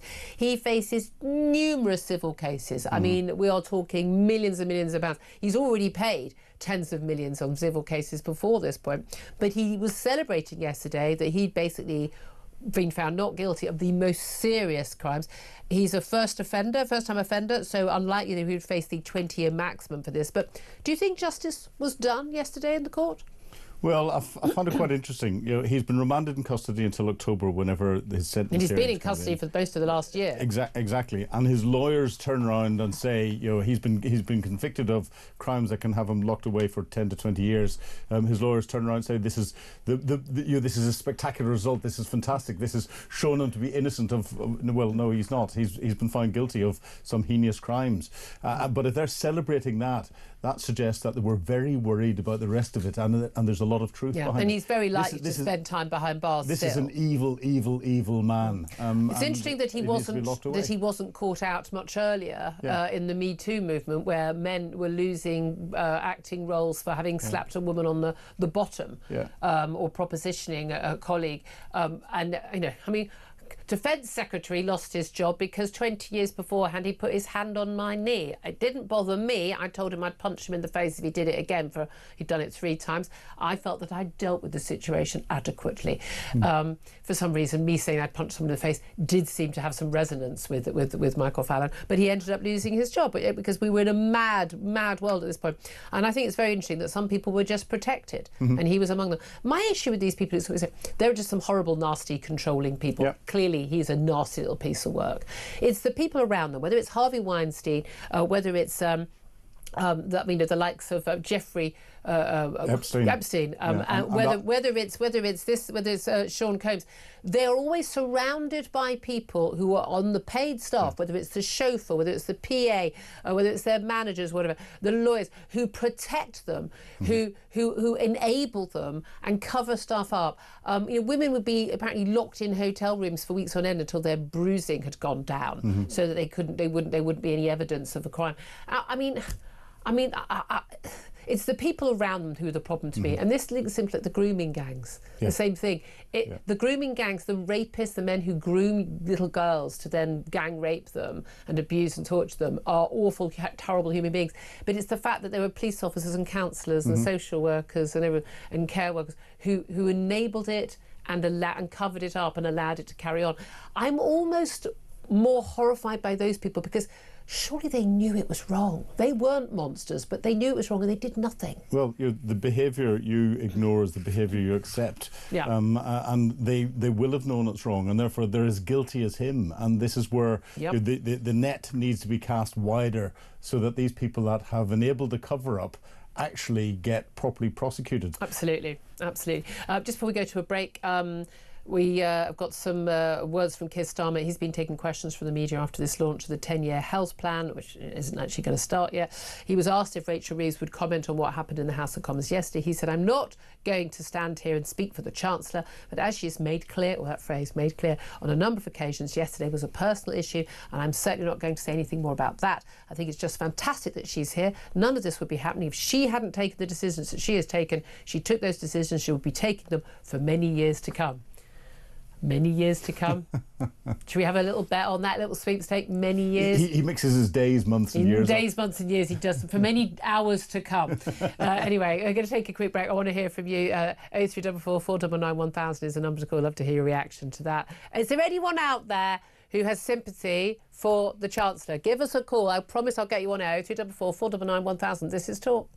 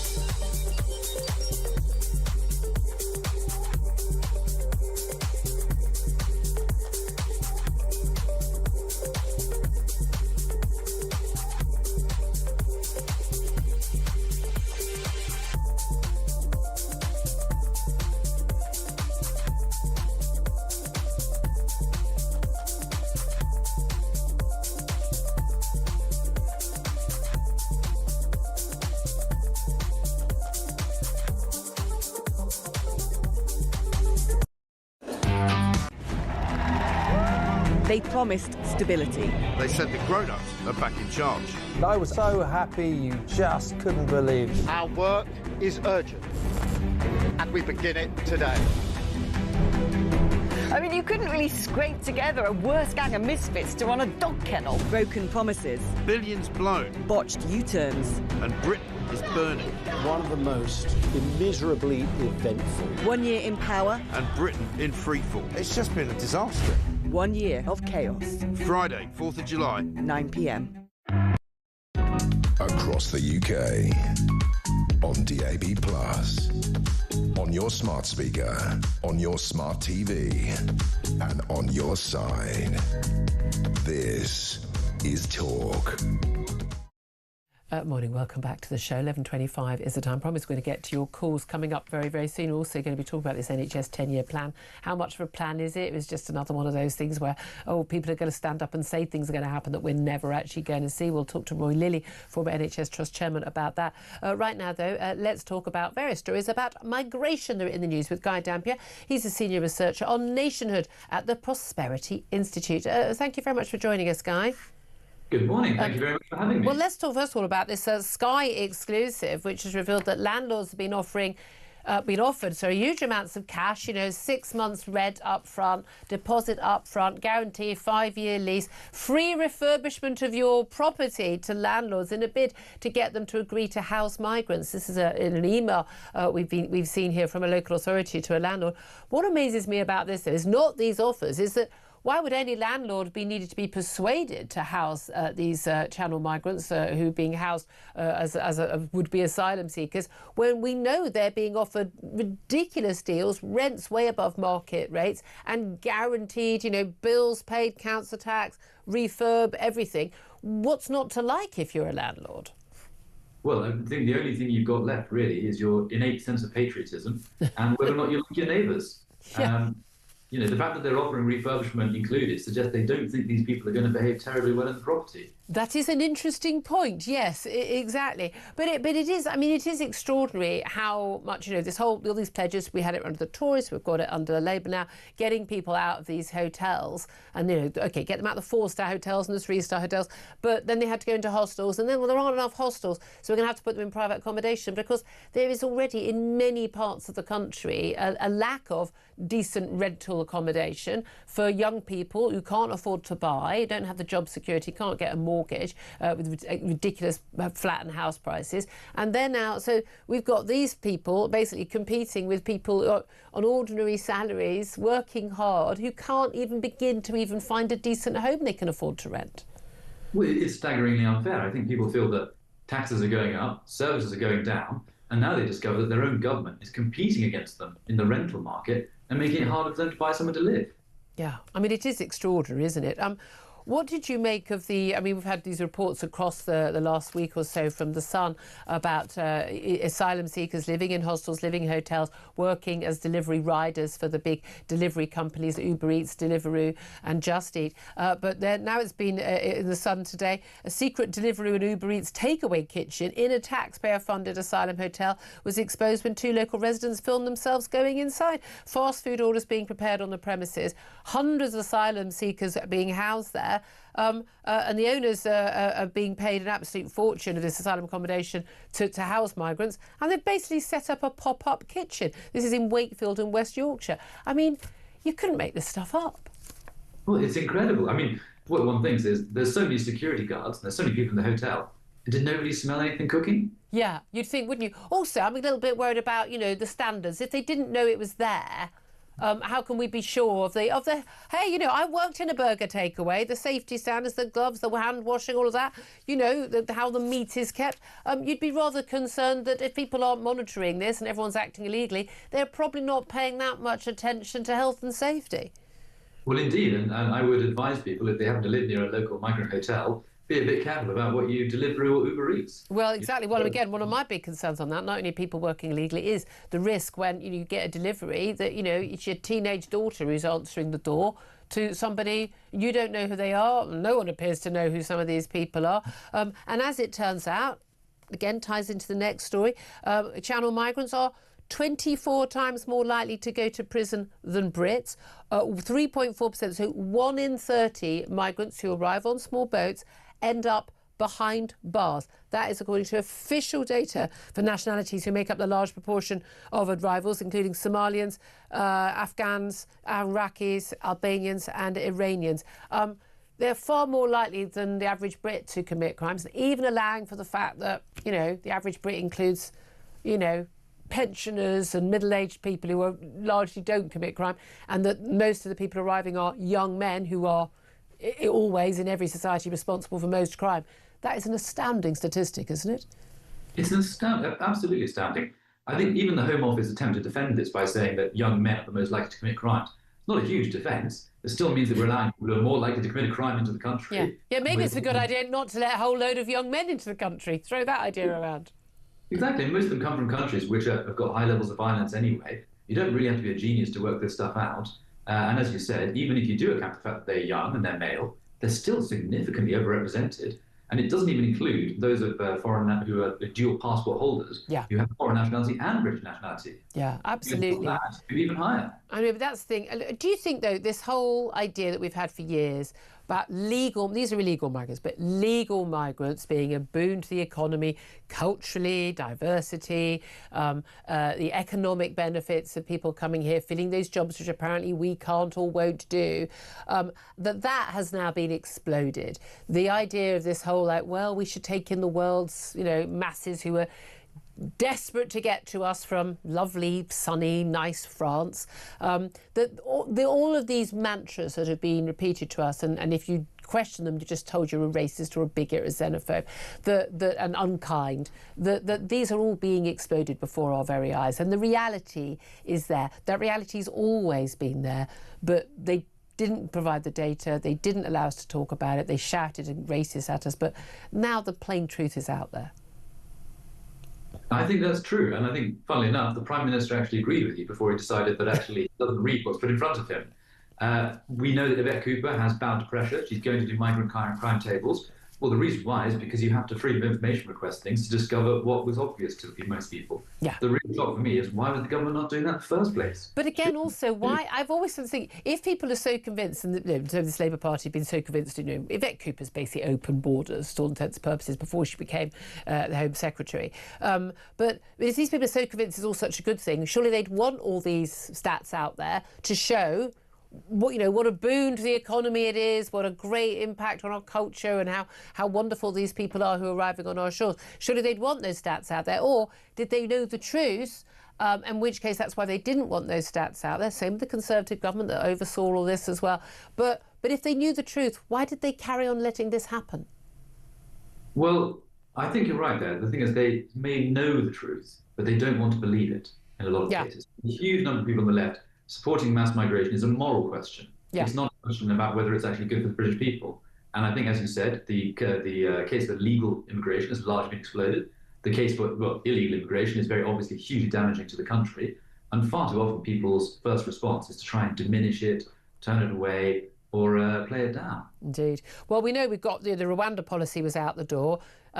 Stopping the boats didn't work for Rishi Sunak. Smashing the gangs and having a nice chat with Emmanuel Macron over Kronenbourg didn't really work for Keir Starmer either. Now there's talk about foreign leaders and senior figures in governments being barred from visiting Britain if their governments refuse to help tackle illegal migration, in particular by blocking returns of people to their country. You know, we've had situations, haven't we, recently, a grooming gang convicted out of prison far too sodding early for my liking. There's even the sentence he got originally not good enough. But Pakistan, he basically renounced his Pakistani joint nationality now, so he hasn't got Pakistani nationality. Pakistan won't take him back. We're stuck with him, even though weirdly he's building a home in Pakistan, in the country he doesn't want to go and live in.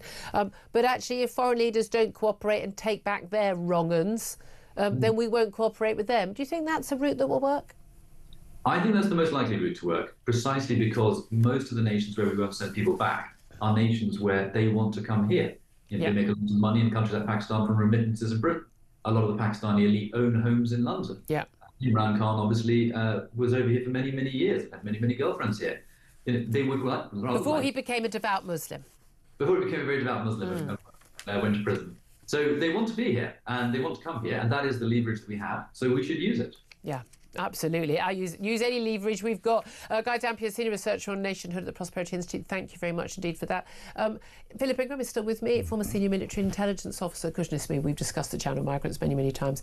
I mean, none of this should come as a surprise to anyone who has been paying attention. But it would appear an awful lot of people who make decisions about this stuff haven't been paying attention. Well, exactly. But I don't think they're going to implement stopping the leaders of countries that don't take people back. What would work is if they stopped giving visas for people coming from those countries legitimately, even as tourists, and said until you take them back, we're going to put a ban on any visas. And especially as actually a lot of those people who arrive, I mean, know from those countries, and it's particularly it's Pakistan, Nigeria, India, and other countries where a lot of the legal migration is coming from. A lot of people arriving as students or arriving on a temporary work visa, and they are then transferring to another visa or overstaying. That is a massive issue. And of course, it ties into the conversation we had yesterday on the show about this extraordinary figure. You know, that 4 out of 10 babies born in this country now is born to at least one foreign-born parent.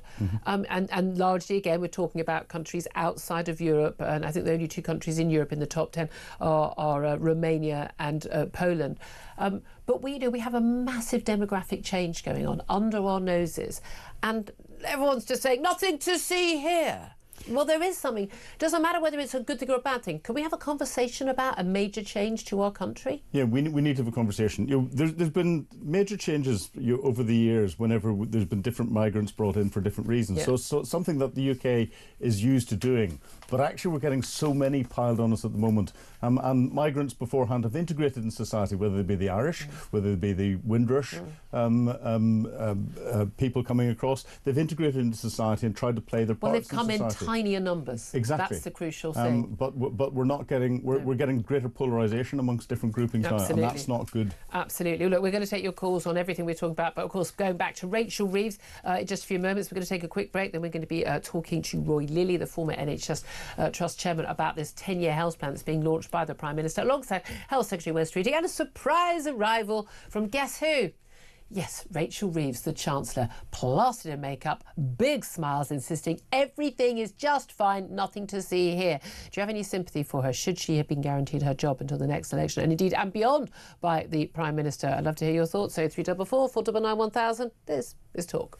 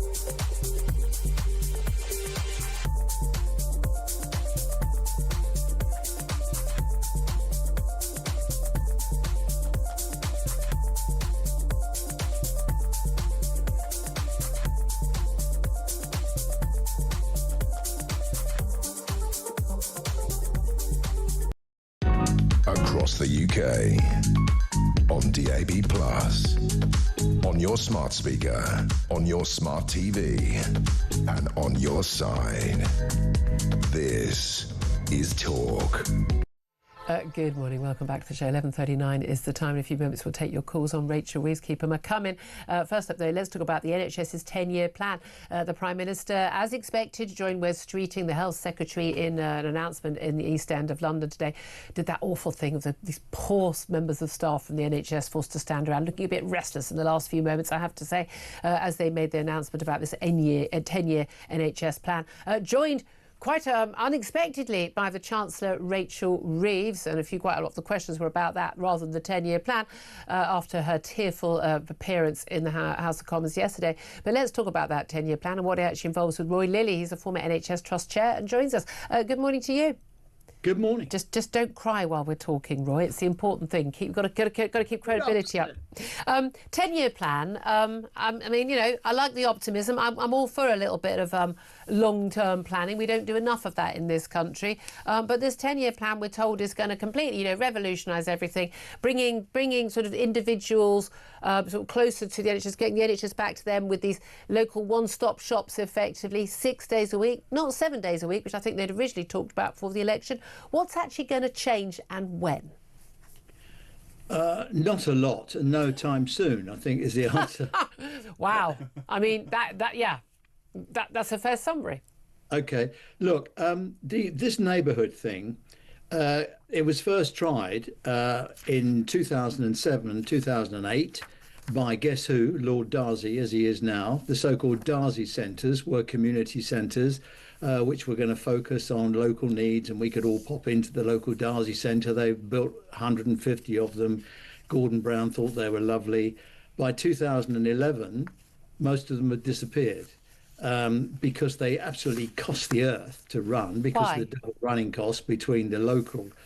You have to duplicate everything. Hospitals still got to do what hospitals have got to do, and then you duplicate it in sort of small Tesco light branch offices of NHS light, and so they cost the earth to do, and so came the next sort of squeeze on the finances, and they all disappeared. I mean, they're a good idea, but bring money. They cost the earth to run. That's the difficulty. I mean, the main issue is, look, the NHS has had plenty more money, a huge, big impact, influx of money since the COVID lockdowns.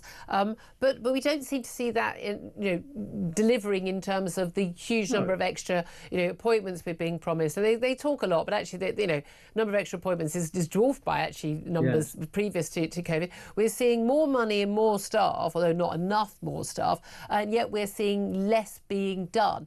But the solution always seems to be, from every health secretary, that's Tory or Labour, reform of the system. Is it reform of the system that needs to be done, or does that actually take away and detract from literally just getting more doctors and nurses doing more?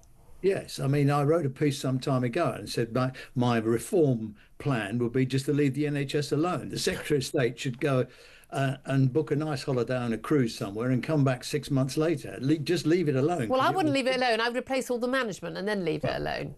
Well, you have to sack me as well, but I'll be on the cruise.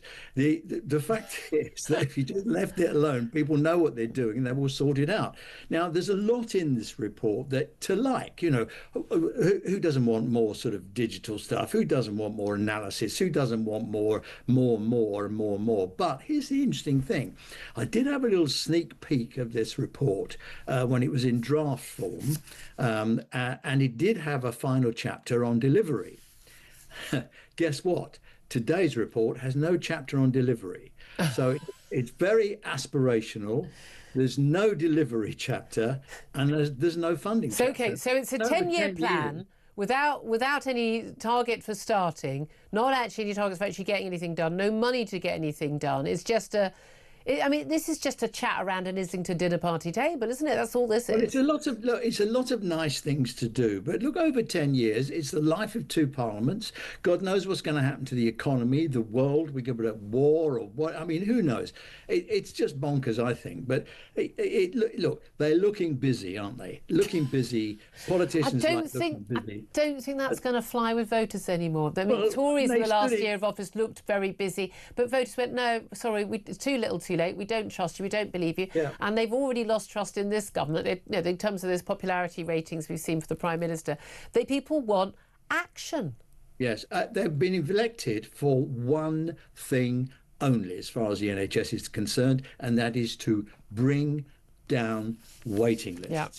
Very simple. But at the moment, almost as many people are going on the waiting lists as are being knocked off. Exactly. Now, what do you make? That's where the focus should be. What do you make of the Health Secretary, Wes Streeting, claim in The Sun, in exclusive today, that Britain will be fat-free within a decade, paving the way for tax cuts worth billions of pounds because of the £6 billion cost that we've got of it's claimed, treating obesity-related illnesses on the NHS, and people with a BMI, a high BMI, are basically can be prescribed jabs on the NHS with specialist weight management services. People are getting them from pharmacies as well. If you get your Ozempic, your Manjaro or whatever, that's going to basically mean people, get rid of the flab, and then they're going to be healthier. They're not going to be getting diabetes and cancer and heart disease to the same rates, and that'll save us all money. Do you think we'll be fat-free in a decade and all that money will be saved?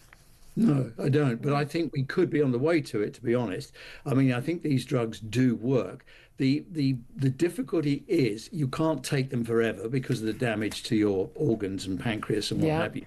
So then you lose this weight, and you've gone down from a size 16 to a size 10, and blokes have got a 32-inch waistline for the first time in years, and you all go and buy a small pair of trousers, and then you stop taking the stuff and go back to your ordinary lifestyle, and suddenly you're back in your big trousers. Ta-da. Exactly, and that's exactly what all the actuaries and the pension organisations are saying. They are not expecting people to live longer as a result of these jabs. That tells you all you need to know. They follow the money. Roy Lilly, always good to talk to you, former NHS Trust Chairman.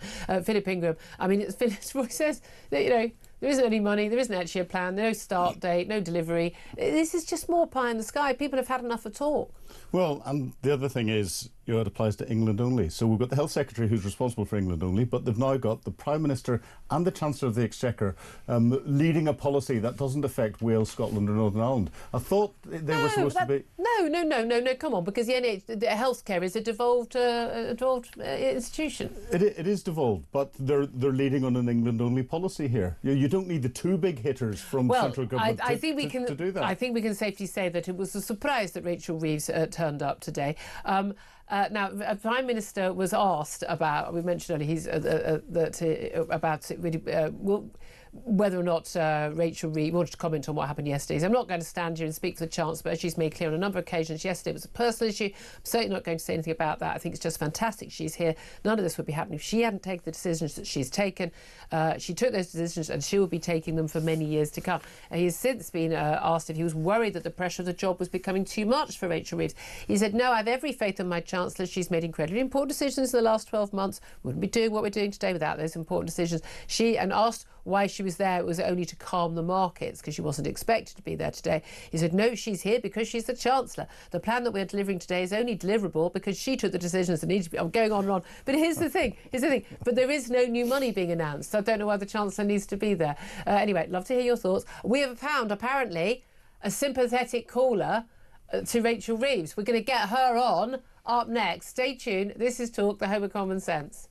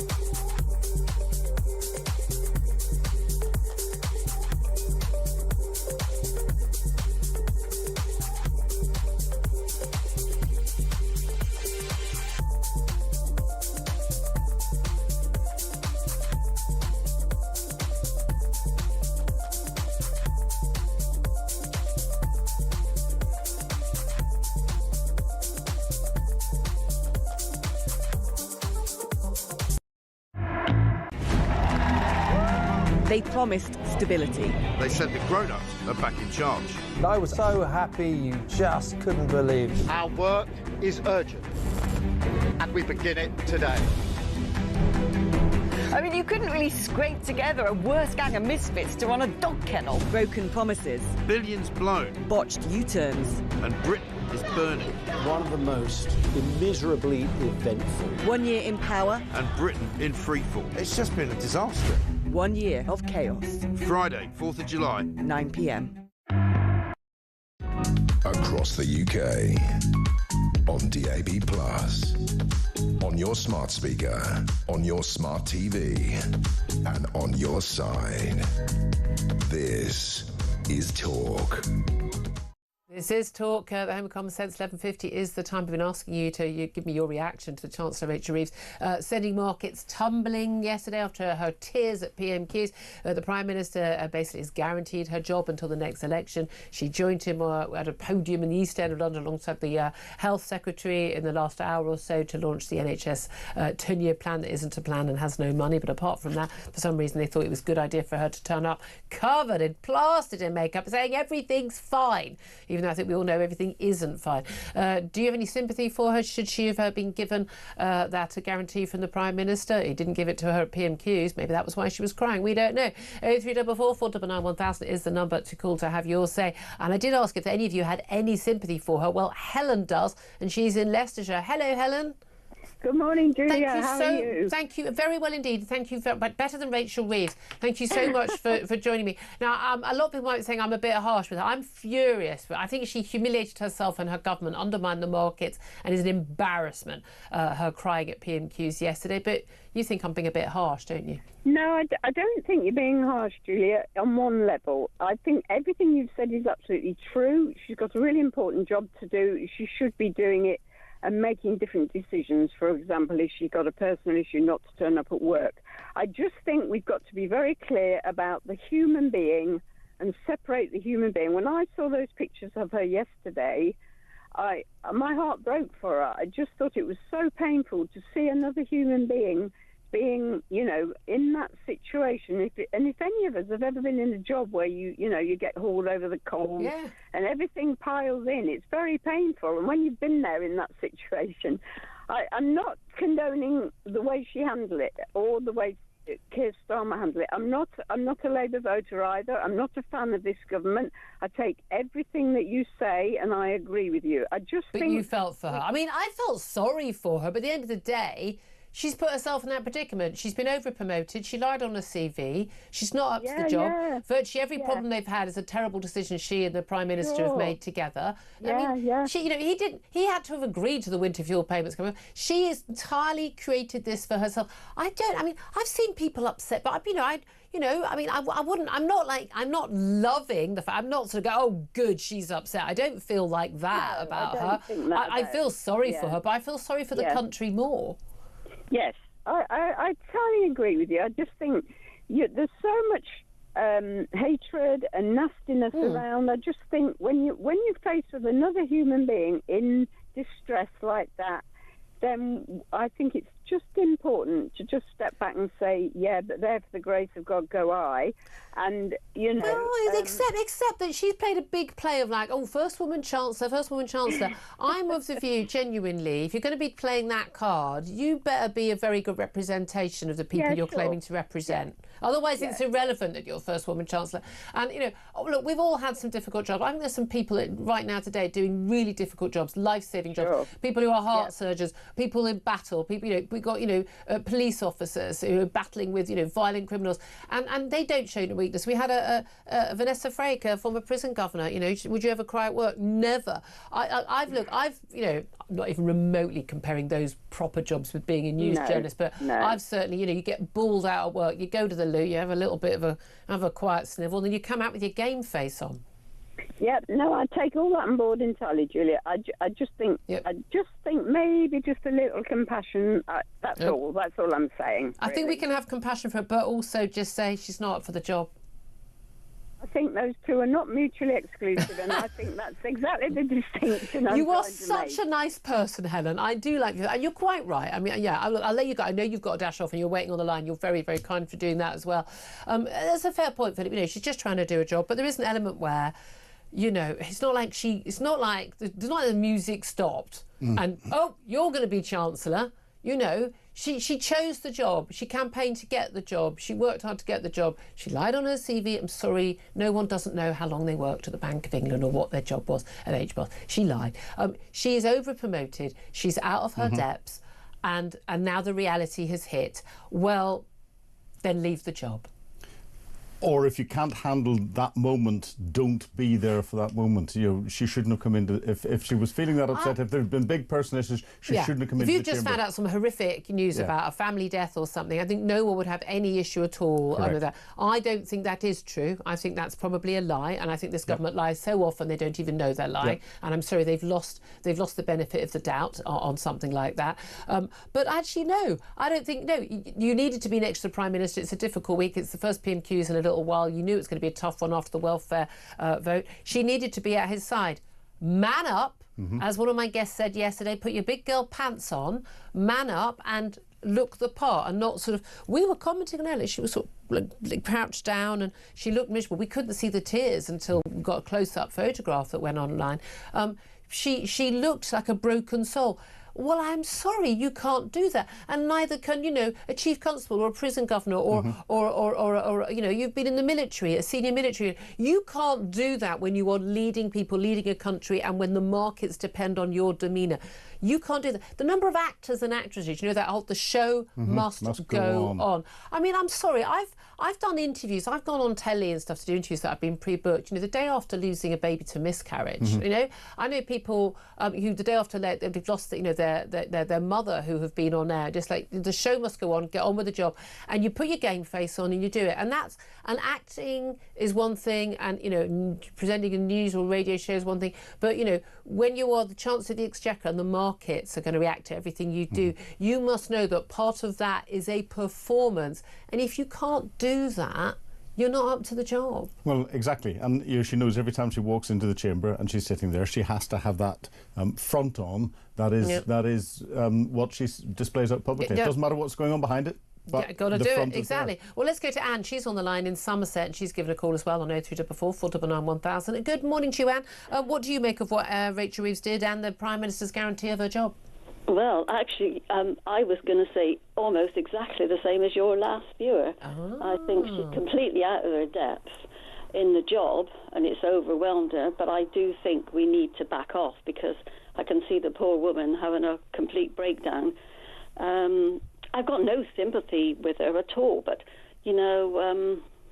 But if she's not up to it, she should just resign, shouldn't she? I think that's her best way out, to be honest. But God only knows who the hell is going to take over after her. Lots of people have pointed that out, you know, be careful what you wish for. I mean, it's like people booting the Tories out and going, good God, these lot are useless. Oh, look, now we've got... I mean, what do you make of this government, 1 year in office? What marks out of 10?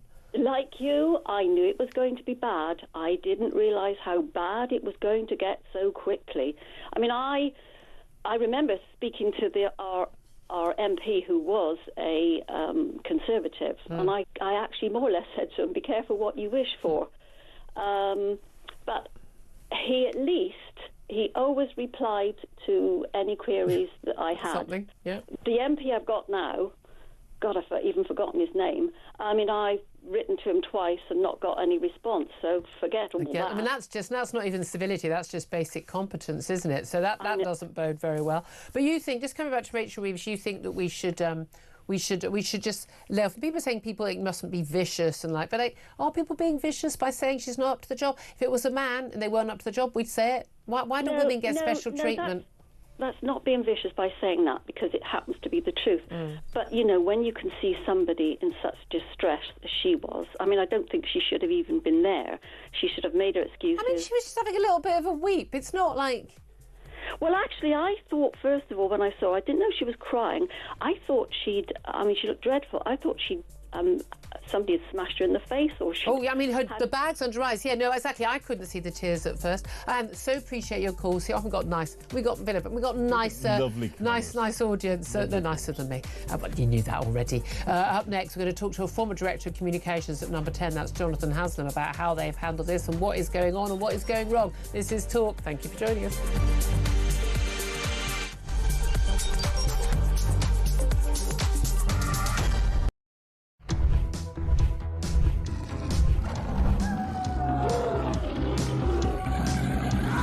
We've just been talking in the office here about how many of us have been attacked at some point or other by some form of flying beast or any wildlife. I mean, so we'll take your stories this morning. Hello, this story is concerning wildlife. It's concerning a rhino. A rhino? Blimey. Right? Yeah, okay. rhino. I used to live in Kenya when I was about 5 or 6 years old. Okay. And we were in this wildlife park in a grey Morris Minor. This rhino started chasing us. There's me and my sister in the back seat. Right. It was like something out of Jurassic Park. Yeah. We were turning around saying, "Believe it, Dad. Just put your foot down, Dad. We're in a field. Put your foot down." This rhino was chasing us. One from Mark here in Derby. Went on holiday for our first romantic holiday to Julia years ago. Decided to take my girl into a petting zoo. I got a bag of food to feed the animals. A giant goat then went for me, putting its front legs over my shoulders and proceeding to headbutt me over a fence into one of the pens, covering me in the food and making my nose bleed. I got out of the pen, then the goat and all his mates attacked me again, sending me running and screaming like a girl out of the zoo, with my girlfriend rolling with laughter on the floor. A tarantula climbed up the bottom of the bed on the sheet. Yeah. And it walked all the way up. It's eyeball to eyeball. Wow. And I thought to myself, what am I going to do when it climbs over my face? But then a miracle happened. It raised its 2 front legs and waved them around. And then it turned around and walked down the side of the sheet. Boris Johnson been attacked by an ostrich. The former PM was enjoying a safari trip with his family when the bird leaned into his car and went oi oi and pecked his hand. In footage shared online, he quickly jerked from the ostrich. Don't dirty minds away from the ostrich, and shouted, "Oh, cripes, get hell," before driving off. And so I just said it out there. Have you been attacked by an animal? When I was about 7... Across the UK, on DAB+, on your smart speaker, on your smart TV, and on your side. This is Talk.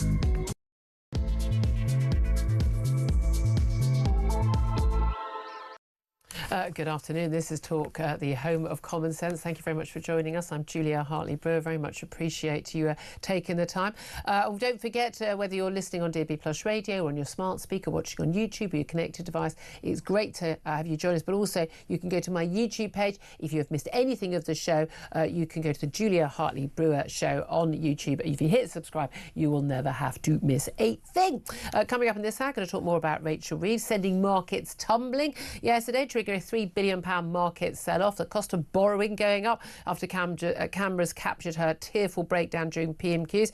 The tears came after Keir Starmer ducked questions from Kemi Badenoch about whether or not she was safe in her job. She had earlier told her colleagues, Rachel Reeves, that she was feeling under so much pressure following the series of humiliating U-turns.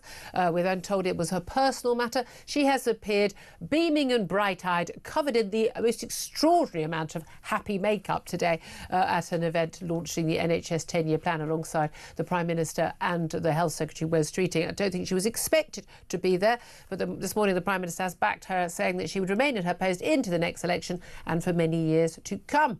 We're also going to be talking about the 9 Labour MPs who voted against the government's move to ban Palestine Action as a proscribed terrorist organisation yesterday. They included the usual suspects: Diane Abbott, Clive Lewis, Richard Bergen, all of course served in Jeremy Corbyn's shadow cabinet.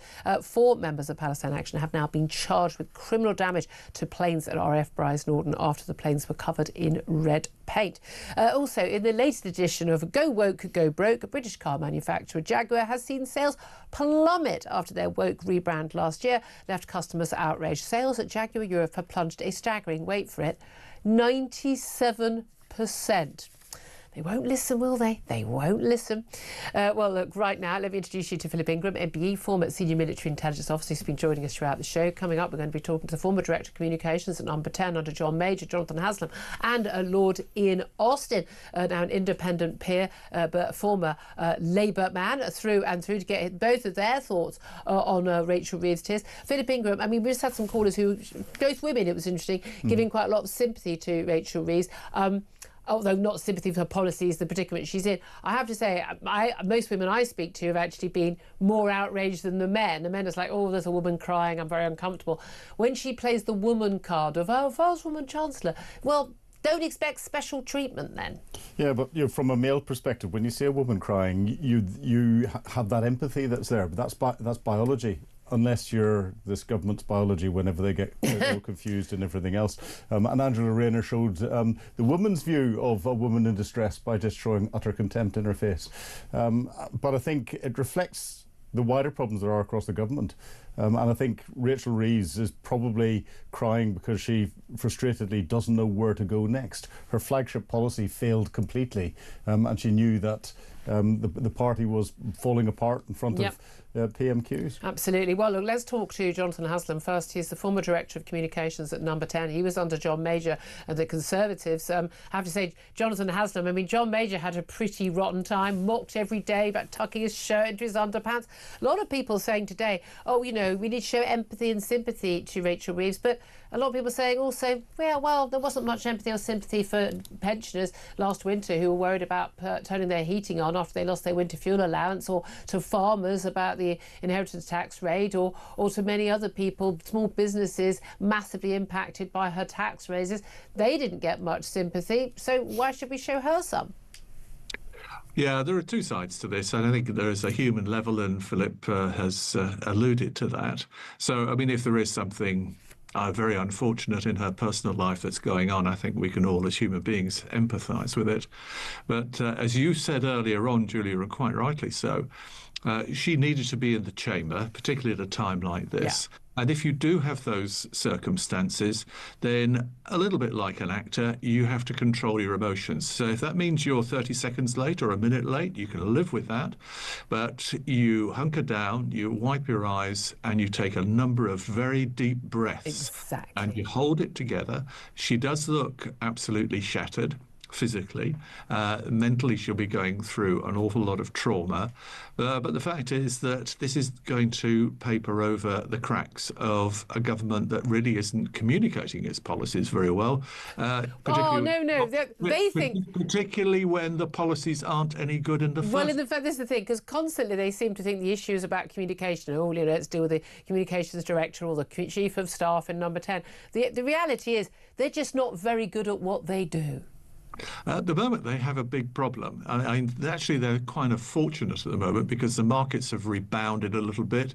They're actually in that perverse situation where, with Starmer having supported her and saying she's in until kingdom come, they know that at least she's got to live by the fiscal rules she's set, and there aren't a whole bunch of people queuing up to be the next Chancellor of the Exchequer. Well, I mean, that's the thing, isn't it? A lot of people care for what you wish for in terms of getting rid of Keir Starmer and the Chancellor Rachel Reeves. We're going to Angela Rayner and who knows what as Chancellor. But it is absolutely fascinating. You've been around politics for many, many years. Both of us have, far too long. It is extraordinary that just a year after winning 411 MPs, a working majority of 166, that this Prime Minister is facing conversations where he has to drag his Chancellor to the chamber, drag her off to some event in the East End of London where there was no reason for her to be there whatsoever. She's plastered in makeup to shore her up in the job, to defend his position. People are openly questioning, even Labour MPs, whether or not she's going to remain in the job for a matter of weeks, whether he's going to remain in the job for even the next year, let alone the full term of office. I mean, have you ever seen anything like this other than the Liz Truss debacle? No, I think it is quite remarkable the way in which it has fallen apart so quickly. And it also points out that interesting conundrum of actually a huge majority isn't nearly always going to be in your favour, because The other lot can rebel and they feel they can get away with it. And now you have a Labour Party which is, driven by its left wing particularly. We have a man in Keir Starmer who doesn't have any empathy. He's not quick on his feet, and he made a bad situation worse yesterday.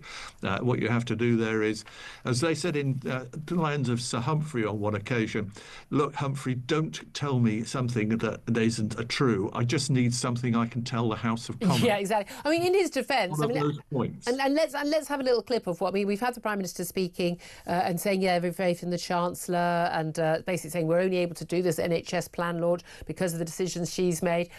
Whereas in fact, of course, there's actually no money for this NHS plan, so I'm not quite sure what that's got to do with the Chancellor. But this is what he had to say to Chris Evans on Virgin Radio in an exclusive interview this morning when he was asked about Rachel Reeves crying yesterday. Let's have a watch and a listen. I actually personally didn't even appreciate it was happening in the chamber because I came in and I've got questions being fired at me and PMQs, and so I'm sort of constantly up at the dispatch box and down. But I think we just need to be clear. It's a personal matter, and I'm not going to breach Rachel's privacy by going into what's a personal matter for her. I mean, we keep being told it's a personal matter. We don't know whether it was or it wasn't. But again, we've got a government that doesn't have a very good history of being very, very honest. So people are rather wary of whether they're telling the truth or not, Jonathan. Well, they might be wary. What we have to do is, of course, face up to the practical consequences and think, how on earth is the Labour Party going to get out of the mess that it's dug for itself? I mean, we've spoken in the past about the stupid decisions they took to get themselves elected, ruling out the only sensible things you can do with raising taxes. Yeah. And now she's got a bit of fortune. The markets have eased off. However, there are a number of things she can do. She could do nothing. Sometimes it's an option. I don't think it is in these circumstances. Yeah. She's got no headroom. Ultimately, we're looking towards some sort of tax increases, and probably it'll be that stealth tax of putting off the increase to match inflation of personal allowances. And that's not going to help working people either. Well, and again, virtually every chancellor seemed to have got away with that. But people, it's not about what people feel. People know whether they're paying more tax or not. They know if they have less money in their pockets. They're not idiots. Jonathan Husband, so appreciate you joining us. Thank you very much. He's a former Director of Communications at Number 10 under John Major. Delighted to be joined now by Lord Austin. Now, Ian Austin is now an independent peer. He was a Labour peer. He was a former advisor to Gordon Brown when he was in government, and a former Labour MP as well. Lord Austin, thank you for joining us. Julia, how are you? Very well indeed. Really good to talk to you. What was your reaction, first of all, watching PMQs yesterday or seeing the clips later? I don't know, you probably got a life, you don't have to do these things. What was your reaction to when you first saw Rachel Reeves in tears? Well, I felt very sorry for her. I think it's... I mean, we don't know what the circumstances are. It's clearly some personal matter. I've got no idea what that is. Well, they say it's a personal matter. Yeah, but I'm sure it is. I'm sure it is. It's got nothing to do with the Prime Minister not shoring up her job. Look, I think I'm sure it's a personal matter. They've said that. They've been really clear about it. I'm sure that's true. She's a friend of mine. I have no idea what it is. But I felt sorry for her. I think I would feel sorry for anybody in that situation. I mean, I think, she's doing a really difficult job in really, really difficult circumstances, much more difficult than anything we had to deal with when I was in the Treasury for 6 years. I mean, you had money coming out of your ears. The economy was booming when you guys came into office. Completely. Look, there were difficult situations. There were crises you had to deal with. We had the fuel strikes. We had various things going on, but nothing compared with. But I mean, unless we're all going to go with the whole, they really had no idea about the £22 billion black hole that kept being mentioned by the PM at PMQs yesterday. They knew it would be difficult. Is not the reality, as much as you like her. Julia, I'm sure she's a lovely lady, but actually she's not up to the job. I don't agree with that at all. They did know it would be difficult, and that was clear before the election. It's a terrible inheritance, but it is much more difficult than I think anybody would have anticipated. And I think politics, government, is much more difficult now than ever it was when I was in the Treasury or a minister, and certainly much more difficult than when Jonathan was in Number 10 with John Major. I think the decisions you have to take now, they come at you much more fast-paced. I mean, you have 24-hour media, you have social media. Everything has to be decided in an instant. Yeah. Whereas we were able to plan things for months in advance. Yeah. And also, you're going to be commented on by the entire world within seconds. And of course, right? So it's really, really difficult. It's really difficult. I just think on a human level, most people would be deeply sympathetic to the position. I don't want to see anyone crying, but you know, at the end of the day, part of the job is the performance. It's about the fact that when she cries, she undermines the government, she undermines the market, she undermines the pound. She must have known that. There are many, many people right now today who've had to go into work with a game face. They've just been told that a family member has died, that their other half wants a divorce. They've had a miscarriage. They've gone through the people who are working in the military, in the police, in the ambulance service, who are dealing with people violently assaulting them at work. People cope with far more than people said something nasty about me on social media. No. And people who, and look, I'm sympathetic to them as well, right? Of course. And when those things happen to the rest of us in private, you know, you're not on live TV having to deal with it. Look, you know, I just think most people will be quite sympathetic to her. But look, the point I wanted to make about the economy is they did have a terrible inheritance. And since then, we've had Donald Trump's tariffs. We've got all the increased pressure on defence spending, huge challenges all the time that this government has to deal with. And the idea, I mean, you know, I'm not particularly sort of partisan on all this stuff. You know, I left the Labour Party, but the idea that they should be taking any lectures from, I mean, and you referred to it yourself a moment ago. I mean, the people who crashed the economy, Liz Truss, Kwasi Kwarteng, all this stuff. I mean, they didn't crash the economy. It's just incredible. They didn't crash the economy. I mean, our borrowing costs are higher now under Rachel Reeves than they were under Liz Truss. No, but here's the thing. The reason they got drummed out of office is because of the disastrous economic decisions. Oh, no, absolutely. Oh, God, right. You know, I remember sitting there covering it thinking, this is insane. The way they're doing it. However, Rachel Reeves, she was speaking this morning. She's turned up, smiley. I've never seen any woman wear that much makeup who wasn't in a Miss World contest. Very unlike her. But the last few moments, Chancellor Rachel Reeves has said, clearly I was upset in the Commons. She said, though, it was her job to be at PMQs. Lots of people are saying if she'd been upset, she shouldn't have gone to the Commons. I'm saying she should have gone to the Commons and put her big girl pants on and manned up. But no, she said it was her job to be at PMQs supporting the government. She said, that's what I tried to do. As it was, she undermined the government, undermined the pound and undermined the markets. The poor woman can't win, can she? I mean... Yes, she can. She can just do her job properly. I mean, Julia, let's be fair about this. You're criticising her yesterday for being upset. You're criticising her today for smiling. I mean, look... I'm not criticising her for smiling. It's just she only had to turn up today and go, with her Barbie makeup on because of what she did yesterday. Look, here's my thing, Lord Austin. She played a big thing, and so did Labour, about, she was so well qualified. She's the credibility the government needs. She, you know, the markets, the city is going to take her seriously. She's going to end the chaos. You know, she lied on her CV about how long she worked at the Bank of England, about her job at HBOS. She's undermined her credibility herself by overplaying her CV. She isn't really up to the job. She couldn't just sit there, take the heat. What? Which bit of that wasn't true? I don't agree with that at all. Which bit of that wasn't true? Julia, come on. Her CV was a lie. Listen. Do you remember how long you did jobs? Because I think I'd know if I worked at the Bank of England for 10 years or 5 years. Julia, come on. Look. You don't know how long you were in jobs? Well, let me answer the question. Look, I think she's a really smart woman who she's much cleverer than I am. She gets to Oxford, she does PPE. She is whatever people say. So did I, and I couldn't be Chancellor.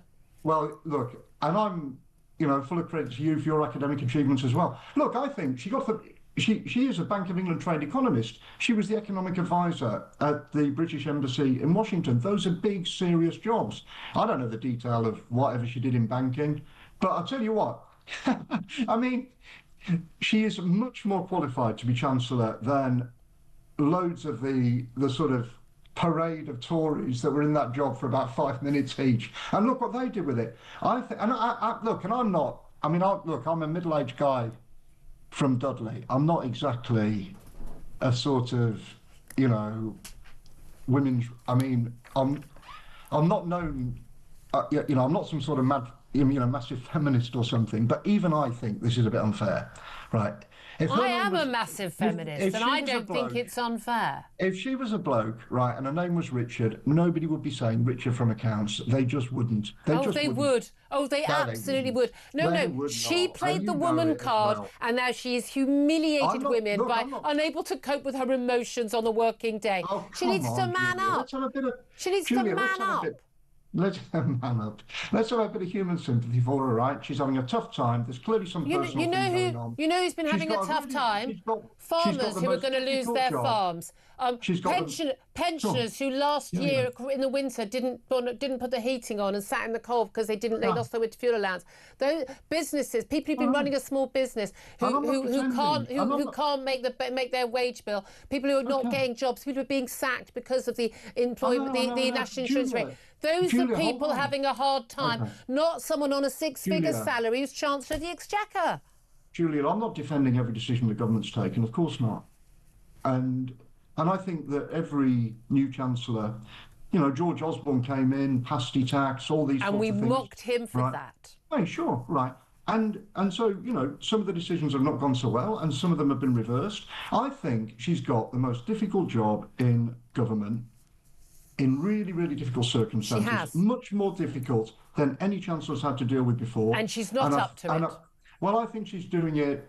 I think she's doing it pretty well, frankly, and I think she's doing it much better than anybody else I can think of. And actually, if you look at the market, no. Well, hold Anyone on, else Julia. on the Labour Julia, front bench? let me just make one other point. The market reaction you referred to was because they were worried that she was going to be leaving, right? So she does have the market's confidence, and the reason the markets reacted in the way they did yesterday is that they thought she was going to be leaving the Treasury, right? That's what they were concerned about. So I think she clearly does have the confidence of the markets. It's, as I say, are you going to defend everything this government's done? Of course not. Okay. But, you know, I think she's a decent woman, smart, bright, easily capable of being Chancellor. She's doing this as better than anybody else, I think. Of the choices available to us from the Labour front bench. Lord Austin, I so appreciate your comments. Can I ask you about another matter? It's just breaking news that has just come in. The BBC has just announced they will no longer broadcast performances deemed, in their words, high risk, live after the controversy over the punk rap duo Bob Vylan's appearance at Glastonbury, where they shouted death, death to the IVF and were cheered on by 30,000 a strong crowd. And that was on live on iPlayer and was not taken down for many hours, even by the director of the BBC, who was there at Glastonbury. You've already commented on this, and you've been very concerned about anti-Semitism generally. What's your reaction to that BBC announcement? Well, look, I mean, I think what happened at the weekend is a complete and utter disgrace. I wrote a column about this for The Sun yesterday. Yep. When people chant death, death to the IDF, they're calling for the mass murder of Jewish people. Right? We've got to be really clear about this. First, because most members of the IDF are Jewish, obviously. And second, because it is only the IDF that prevents the mass murder of Israel's Jewish citizens, whether that's the terrorists Hamas and Hezbollah on Israel's borders, or Iran trying to develop a nuclear weapon to destroy Israel and murder its citizens. And so if you're calling for the death for the IDF to be killed, you're calling for the murder of Israel's Jewish citizens. We've got to be really clear about that. It's completely unacceptable. The BBC should have taken steps to prevent this at the time. And by the way, I think the BBC's got a really, you know, there is a systemic problem here. This is, you know, this thing was so bad, so egregious. It has highlighted what has been a systemic problem since the start of this conflict.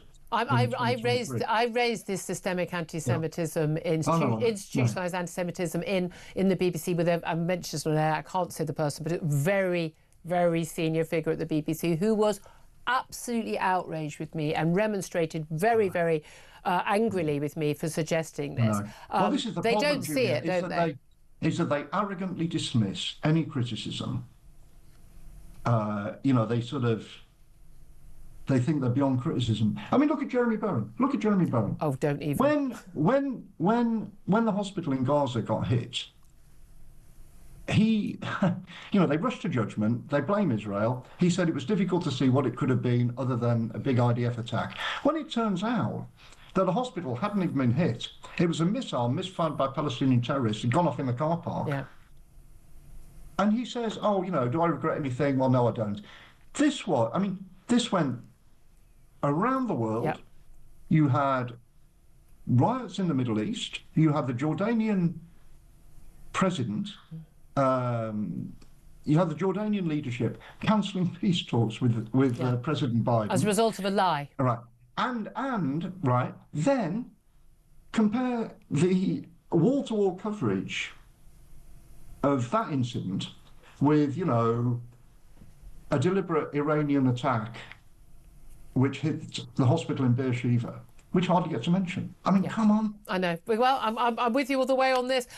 Lord Austin, so appreciate you joining us. Thank you for commenting on both of those stories. He's now an independent peer, Lord Austin. He was former advisor to Gordon Brown, who was at the Treasury, and a former Labour MP. Philip Ingram, come back on what he said today. First of all, his defence of Rachel Reeves, saying he feels sorry for her, and it's a really difficult job and really difficult circumstances. Well, I think Lord Austin was having real difficulty trying to find words to justify Rachel's behaviour and what was going on. You know, he was stumbling through lots of different phrases, but none of them were actually connecting to. He was being very nice. It's interesting. He was being extremely nice. The Chancellor, we mentioned earlier, she said yes, she was clearly upset, but it was her job to be in the Commons as the Chancellor at PMQs, sitting next to the Prime Minister, supporting the government. She said, that's what I tried to do. She wouldn't give the reason behind the tears. She said it was a personal issue. I'm not going to go into the details of that. And then she said, I guess the thing that maybe is a bit different between my job and many of your viewers, referring to the TV station, is that when I'm having a tough day, it's on the telly, and most people don't have to deal with that. This is true, but that's why you need to have your game face, isn't it? It is, but the other thing that Lord Austin said was, he said that you're trying to make decisions now with 24-hour media and social media and all the rest of it are much harder because you have to make them faster. Well, you can make faster decisions if you've done proper planning and you know all the detail behind it, because you'll have gamed all those things as you're going through the planning process. This is quite clear that none of that has happened. Absolutely. Now, just in terms of the reaction to what the BBC said, they're no longer going to broadcast performances deemed what they call high risk live after the controversy over the punk rap duo Bob Vylan's appearance at Glastonbury shouting death, death to the IDF. Well, I think the BBC's behaviour, and Lord Austin summed it up perfectly, has been absolutely appalling the whole way through, since the October 7th attacks. And I used to respect the BBC and their judgment. I used to respect Jeremy Bowen and his judgment. I thought it was brilliant until what's happened here. And it's not just the BBC. I'm seeing the same out of the likes of Sky. Sky just as bad. Some of the other. But I don't have to pay. I don't have to pay for Sky to broadcast. Exactly. Your reaction to all of that? Give us a call. 12:26 is the time. This is Talk. Up next, we're going to get to your phone calls. 0344 499 1000 is the number to call. This is Talk.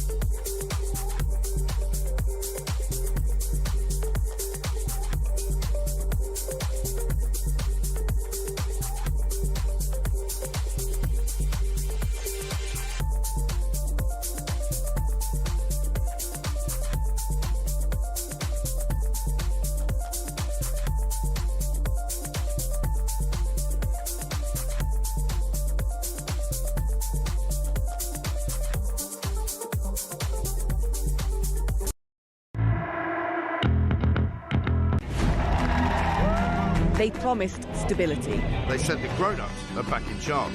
I was so happy you just couldn't believe it. Our work is urgent, and we begin it today.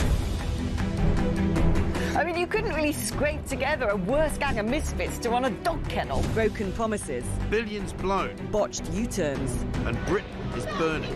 One of the most immeasurably eventful. 1 year in power. And Britain in freefall. It's just been a disaster. 1 year of chaos. Friday. Across the UK. On DAB+. On your smart speaker. On your smart TV. And on your side. This is Talk. Good afternoon, welcome back to the show. 12:29 is the time. I'm Julia Hartley-Brewer. Philip Ingram's still here, and let's get straight to your calls. 0344 499 1000. Jacqueline is on the line in Dorset. Hello, Jacqueline, what do you want to say? Hi, Julia, and thank you so much for taking my call. Thank you for calling, my love. You're doing us the favour, not the other way round. Oh, my goodness. Well, I have to say, it's a total privilege to talk to you. You're so down to earth, and I find that so refreshing in the day and age. Can you tell my team they need to talk to me like that? Yeah. I certainly will. They're all rolling their eyes at me right now. Well, listen, what do you want to say about Rachel Reeves? Well, Rachel Reeves, you know, when you hear back trying desperately, as he does, Starmer to dismiss, the problems that are going on. Personal, he then says Rachel Reeves, it's a personal problem, personal circumstances, etc., etc. And I think, do you know what? For the country, there is nothing more personal than the fact that she is our Chancellor. We only have one. Yeah. And this is what the world is seeing. It's not just us, it's the world. And clearly, it's impacting straight away on the market. Yep. And when they come out with they spew out such nonsense, as in, this all happened before and all the rest of it. Yep. She had a choice. And clearly, I think actually she didn't at that point, because that, to me, shows that all this happened under the umbrella of Parliament. Yeah. It clearly did. Because there's Prime Minister's question time. She knows it's going to be televised. Does she really want, in an uncontrollable situation where she's just shedding the tears? Yeah. No.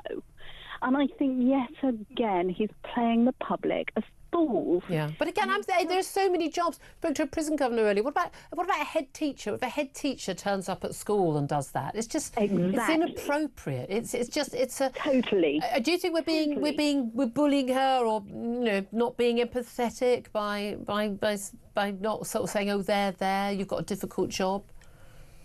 Totally. And yesterday it was actually when I first saw her at Prime Minister's question time, and I came through into the room and I thought, oh my goodness, I thought the image of her sat behind him, and I had to go straight close up to the screen, because I thought what caught me was the bags under the eyes. Exactly the same for us. That's what we were discussing. Yeah. And I thought, oh my God, that's really bad.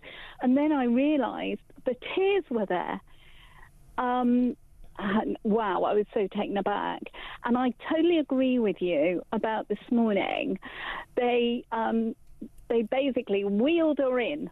Yeah, didn't they? For whatever they were doing as regards West Streeting on the NHS setup, and just diverting quickly to say the background. Yet again, the West Streeting stood there saying whatever, because it doesn't interest me anymore. I just click off. But the background was more interesting. They looked totally and utterly bored. Yet again. Yeah, there was a whole array of health workers, and they were standing there and shuffling, and usual rules. Exactly. Jacqueline, so appreciate your call. I really do. I'm sorry, it sounded like I was cutting you off there. I didn't mean to, but I've got to get to another call before the break, so I do appreciate you calling. Thank you very much indeed. It's Jacqueline in Dorset. Let's go to Ben, who is in Bristol. We're very West Country today, aren't we?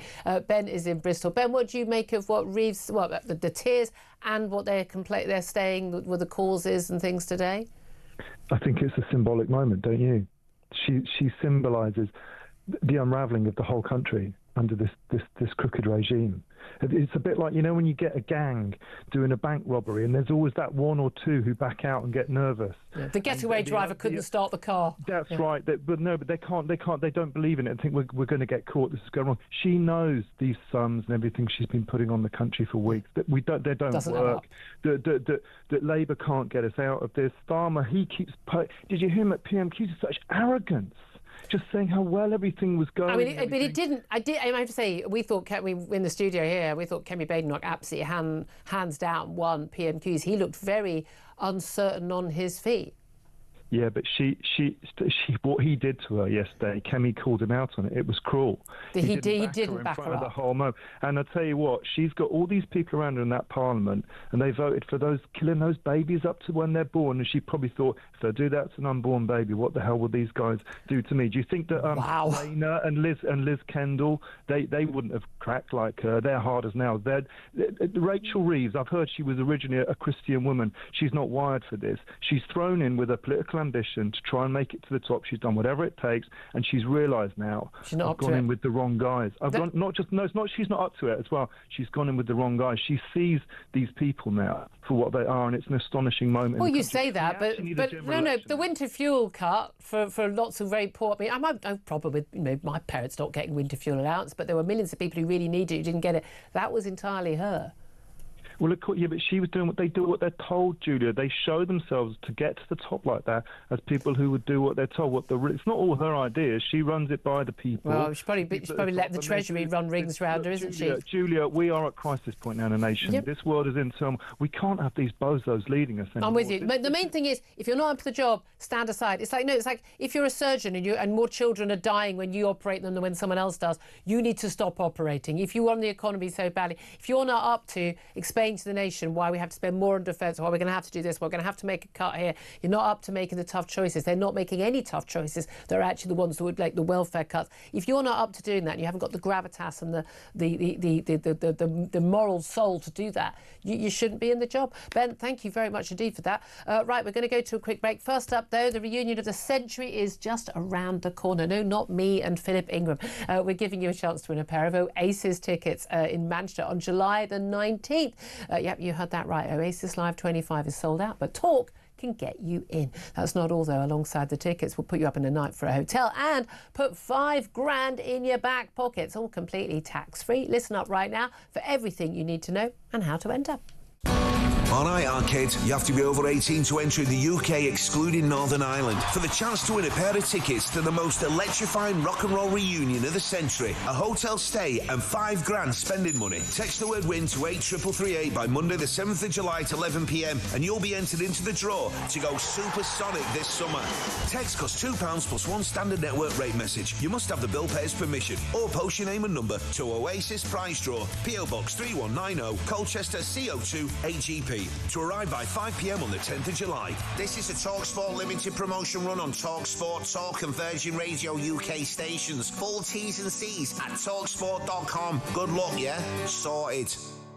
A very good luck to you. We'll take a quick break. Up next, we'll be talking to Alan Mendoza about the ban of Palestine action, a vote in Parliament, and the BBC saying they'll no longer broadcast what they call high-risk performances live. That's after the fiasco at Glastonbury. This is Talk.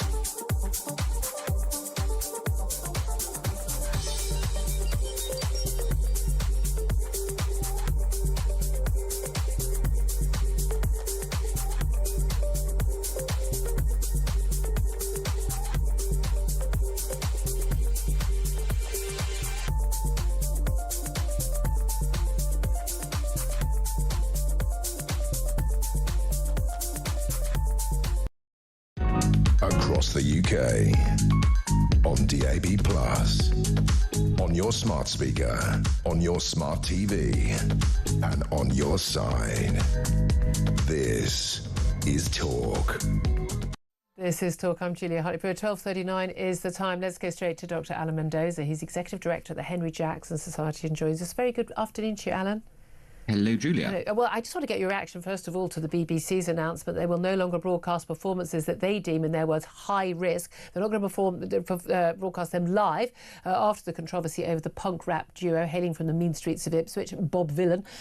They gave their appearance at Glastonbury. They weren't actually on the BBC Live, but they were on BBC iPlayer. And, of course, they were shouting, death, death to the IVF, numerous other chants talking about, effing Zionists and the like. It was blatantly obvious to anyone with any sanity or indeed moral compass that this performance was disgusting and the button should have been pressed straight away to drop the live feed. That decision was not made for quite some time, even though the Director General of the BBC, Tim Davie, was at Glastonbury and was involved in decision making, left up on live streaming for 5 hours after that point. But also this decision to put them out live was made even though they knew they were supporting Kneecap, a band where a band member has actually now facing terrorism charges for alleged support of Hezbollah, a proscribed terrorist organisation. What do you make of the BBC statement today? Well, it's just too little too late again. I think the problem, Julia, is it's cumulative, isn't it? We've had a cumulative set of failures on the BBC, particularly around the whole Gaza war situation. I remember the documentary, for example, where it was discovered they'd paid the family of a Hamas member who then turned out to be the star of the show. This is sort of a regular occurrence, it seems, in the BBC now. Bad judgment or purposeful judgment, depending on how you look at it, that they have to make a mea culpa. The whole Gary Lineker incident that went on and on and on, where he was allowed to abuse his position for so long. Yeah. With a rat emoji, yeah. The public's lost faith in the BBC, in its impartiality, in its ability to be the national broadcaster. This move is just too little. Heads surely have to roll now. We can't continue with this, can we? Well, we've been told, Tim Davie's job is up for grabs at this point. There's a possibility he may lose his job because he is the man ultimately in charge, because there was this warning about Kneecap. The Prime Minister on the front page of newspapers the day before saying, I don't think these bands should be on at Glastonbury. Now, what Glastonbury Festival choose to do is one thing, but when the national broadcast that we all have to pay for gets involved and they make a choice about, not every act is broadcast, certainly not live, they can easily have a delay. We've had senior figures like the former director of BBC Television, Danny Cohen, pointing out, you'd always have the ability to drop a live feed. Of course you would. Certainly on iPlayer you'd be able to do that. And that decision was not made. And what it said to me was, they didn't really think there was anything wrong with someone going on stage ranting about effing Zionists and talking about and leading chants of death to the IDF. They didn't really see anything wrong in it, and that worries the hell out of me.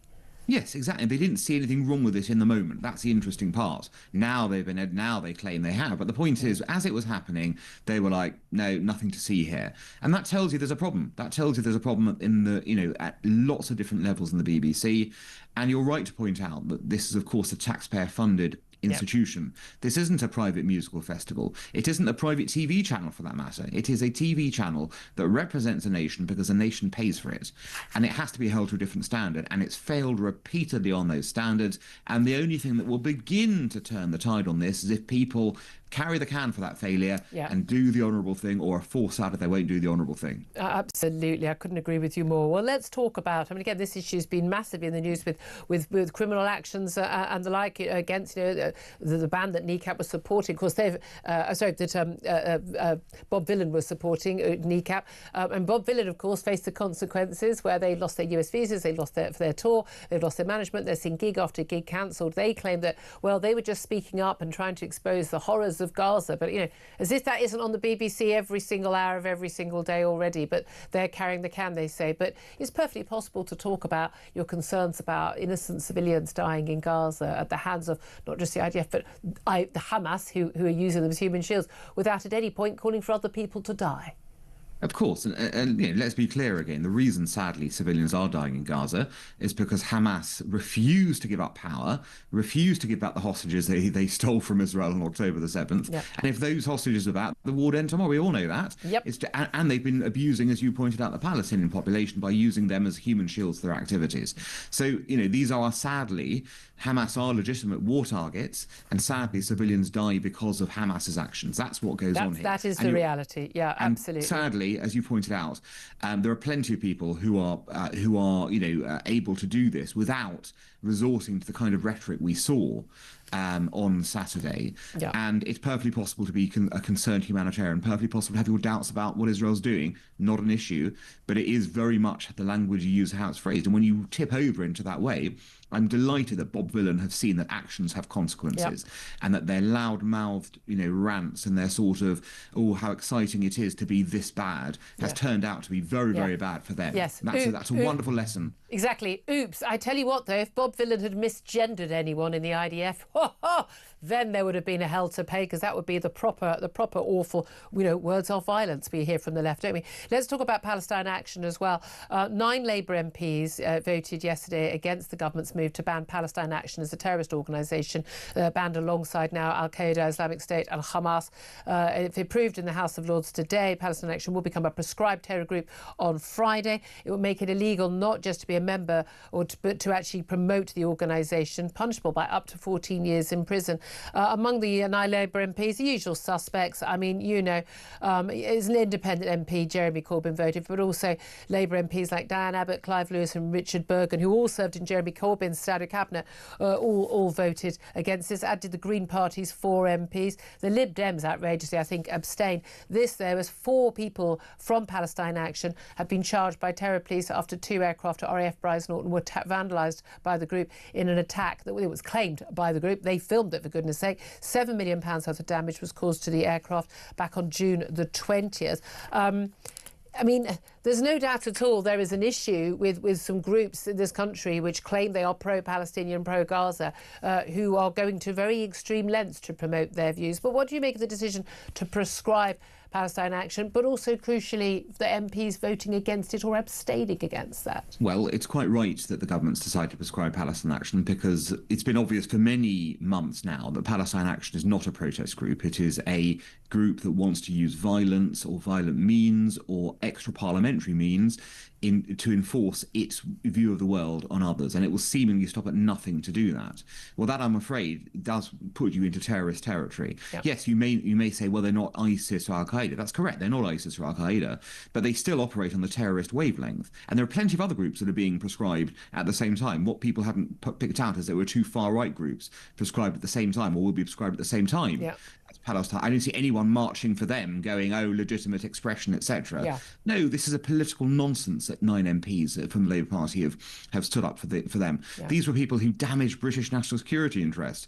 What on earth does it say for those MPs? No, I'm quite pleased they exposed the total lack of security at RAF Brize Norton. But at the end of the day, when people making comparisons of them to the suffragettes, the suffragettes had the vote. Sorry, didn't have the vote, whereas Palestine Action members do. I think have the vote, exactly. That's the crucial difference. Dr. Alan Mendoza covered a lot of ground there, Executive Director of the Henry Jackson Society. Thank you so much for joining us. I know Philip Ingram, sitting here, as a former Senior Military Intelligence Officer, you'll have your views on Palestine Action. Well, very much so. And again, I agree, it's right and proper that they've been prescribed, as have the other groups, because it's not just their actions that are taken into account. Their actions then stimulate the security services to look into all the background, their funding, their intent, what they're planning and everything else. You put all that together and you suddenly go, these are a real risk, and therefore they get onto the prescription list. Yeah, I mean, that's the thing. Again, it's perfectly possible to raise any issue, to protest any issue. You do not need to use violence to do so. In a democracy, that is always, every time, unacceptable. Exactly. It's not complicated, is it? And once you raise your head above the parapet, you will be looked at closely. And if that finds things that are suggesting you're going down the route to terrorism, then you will be prescribed. I mean, again, it's not like things they're talking about doing. They have terrorised and caused violence and damaged and actually caused criminal damage and physically threatened people. That is a matter of fact in law. 12:49 is the time. Up next, we're going to be talking about, and we've got to have a bit of light topics every now and then, haven't we? But Jaguar decided to go woke. Very famously, well, they've also now gone broke with a whopping I kid you not, 97% drop in sales. Oh, do you think they'll ever learn the lesson? That's up next. This is Talk.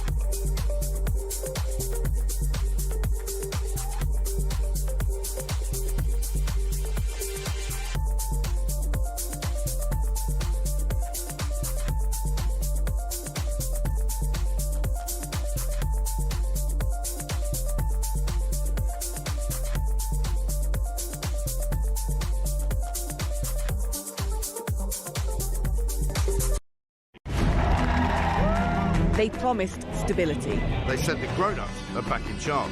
I was so happy you just couldn't believe it. Our work is urgent, and we begin it today. I mean, you couldn't really scrape together a worse gang of misfits to run a dog kennel. Broken promises. Billions blown. Botched U-turns. And Britain is burning. One of the most immeasurably eventful. 1 year in power. And Britain in freefall. It's just been a disaster. 1 year of chaos. Friday, 4th of July. 9 p.m. Across the UK. On DAB+. On your smart speaker. On your smart TV. And on your side. This is Talk. Good afternoon. This is Talk, the Home of Common Sense. 12:52 is the time. I'm Julia Hartley-Brewer. Philip Ingram's still here. Get his thoughts in just a few moments after we speak to our next guest, Justin Urquhart-Stewart. He's an economist. He's also chairman of the Regionally Investment Platform and joins us. Very good afternoon to you, Justin. And to you, Julia. Thank you. I must get your thoughts first on Rachel Reeves before we talk about Jaguar and going woke and going broke. Although, I mean, you know, I think this government is quickly going broke with our our country finances. Let's have a little watch and listen of a clip. I've already read out what she'd actually said, but Rachel Reeves this morning in a pulled BBC clip. Here's what she had to say about those tearful scenes in PMQs yesterday. Well, clearly I was upset yesterday, and everyone could see that. It was a personal issue, and I'm not going to go into the details of that. But my job as Chancellor at 12 o'clock on a Wednesday is to be at PMQs next to the Prime Minister, supporting the government, and that's what I try to do. I guess the thing that maybe is a bit different between my job and you know, many of your viewers is that when I'm having a tough day, it's on the telly, and most people don't have to deal with that. Well, she's very chirpy today, lots of makeup, lots of smiling. Justin Urquhart-Stewart, do you buy it? No, not at all. It's called very badly handled. At just a basic human level, if you have someone who's visibly upset, you go and help them, put an arm around them. Doesn't matter whether you like them or not. Cuddle them, particularly though if you're on television, you actually sit there and say, stop everybody, this lady's very upset. Oh, wait a minute, you're criticising the Prime Minister. How on earth is he supposed to know that she's upset? He's busy. I don't defend him very often, but on this, I'm sorry, I'm on his side. He had no idea. Yeah, but it's like the idea of someone just sort of slithering next to you. But if you've been in the Commons chamber, you're not going to hear this. No, we were watching it on TV, looking directly at her, and we could see she was miserable, as Kemi Badenoch pointed out. But I couldn't see the tears until I looked really up close. But one of the neighbours there on the road, something like that, just to leave her like that is hanging her out to dry. I'm fascinated by this response, because I think all the blame is on her. Well, I mean, if I were in her position, I'd actually be sitting there saying, look, I'm sorry, I'm not going to be having a good picture here. Equally, of course, as soon as she did not turn up, everyone would say, what's happened here? Exactly. He's obviously going to be turn up, you put your game face on, you put your big girl pants on, and you man up. Come on, this is pathetic. But the impact on the market, talk about the impact on the market, because it has been real, hasn't it? It was indeed. Remember, markets run on one primary issue, that is confidence. If you don't have the confidence, then actually we see a reaction, as we saw with Prime Minister Truss as well. Yeah. If you're coming up with something which is showing not strength but nervousness and weakness, then whilst you might be very sorry for the individual, you are damaging. Were people worried that she was going to lose her job as Chancellor, or were they worried about her crying and what was going on? No, they were worried about the fact that actually, are you actually going to have a stable government, or are we going to be carrying on what we've been seeing over the past few years with the market saying, actually, I don't need this extra risk, thank you very much indeed, I'll take my clients' money and put them somewhere safer for the time being. Now, things have bounced back a bit, but nonetheless, it's an education to all politicians, as they should have learned from Truss as well. Don't play fast and loose with the markets, because I'm afraid they'll bite you back. And you need to be able to create that vital word of confidence. Yeah. But as it was, there isn't confidence. That's why our cost of borrowing has gone up as a result of lowering the value of the pound. $3 billion wiped off the markets. Not good news. She's going to have to learn to live with that. I mean, she has got a tough job. We just had Lord Austin, a former Labour MP, former advisor to Gordon Brown in the Treasury. Says, look, she's got a really tough job in tough economic circumstances. Is it tougher than any other former Chancellor? Every chancellor has to put up with the most incredible selection of badly run operations of our finances. And it was interesting to see when the coalition first came in and they had to bring in controls. They used that little word austerity. What actually happened was, of course, after 3 or 4 years, they achieved what they wanted, which was leaving aside interest payments. Actually, they'd sort of balanced the books, but they didn't tell anybody. What the Prime Minister should be doing now is to actually sit there and say, you're right, we've actually had to change course on various things. As Maynard Keynes said after the war, we're dealing with our economy then. If the facts change, I change my mind. Indeed. Well, that could have been her way out. Absolutely. And again, a stronger chancellor would be able to do that. Now, I actually invited you on before this to talk about Jaguar. Go woke, go broke is the headline. This has been the case for numerous companies. They go woke, they try and rebrand, and funnily enough, their customers don't like it. But Jaguar's sales have plummeted after their horrible rebrand with a whole sort of non-binary actors and actresses in the advert. No sodding car for most of it as well, and getting rid of their big cat logo, and they've basically seen, this is stunning, a 97.5% drop in sales. They say it's because we didn't make any cars for a bit, we're rebranding to electric vehicles, but do the numbers add up? And of course, they've been changing their changing their models, their cars. The electric cars has really thrown up the finances of car makers. They're finding it very difficult indeed to actually get the popularity for these electric vehicles over the old petrol heads. Don't want them. Plus the fact, to look at the 4x4s, they're all absolutely identical, whether it's dealing with a Porsche or a Bentley or anything.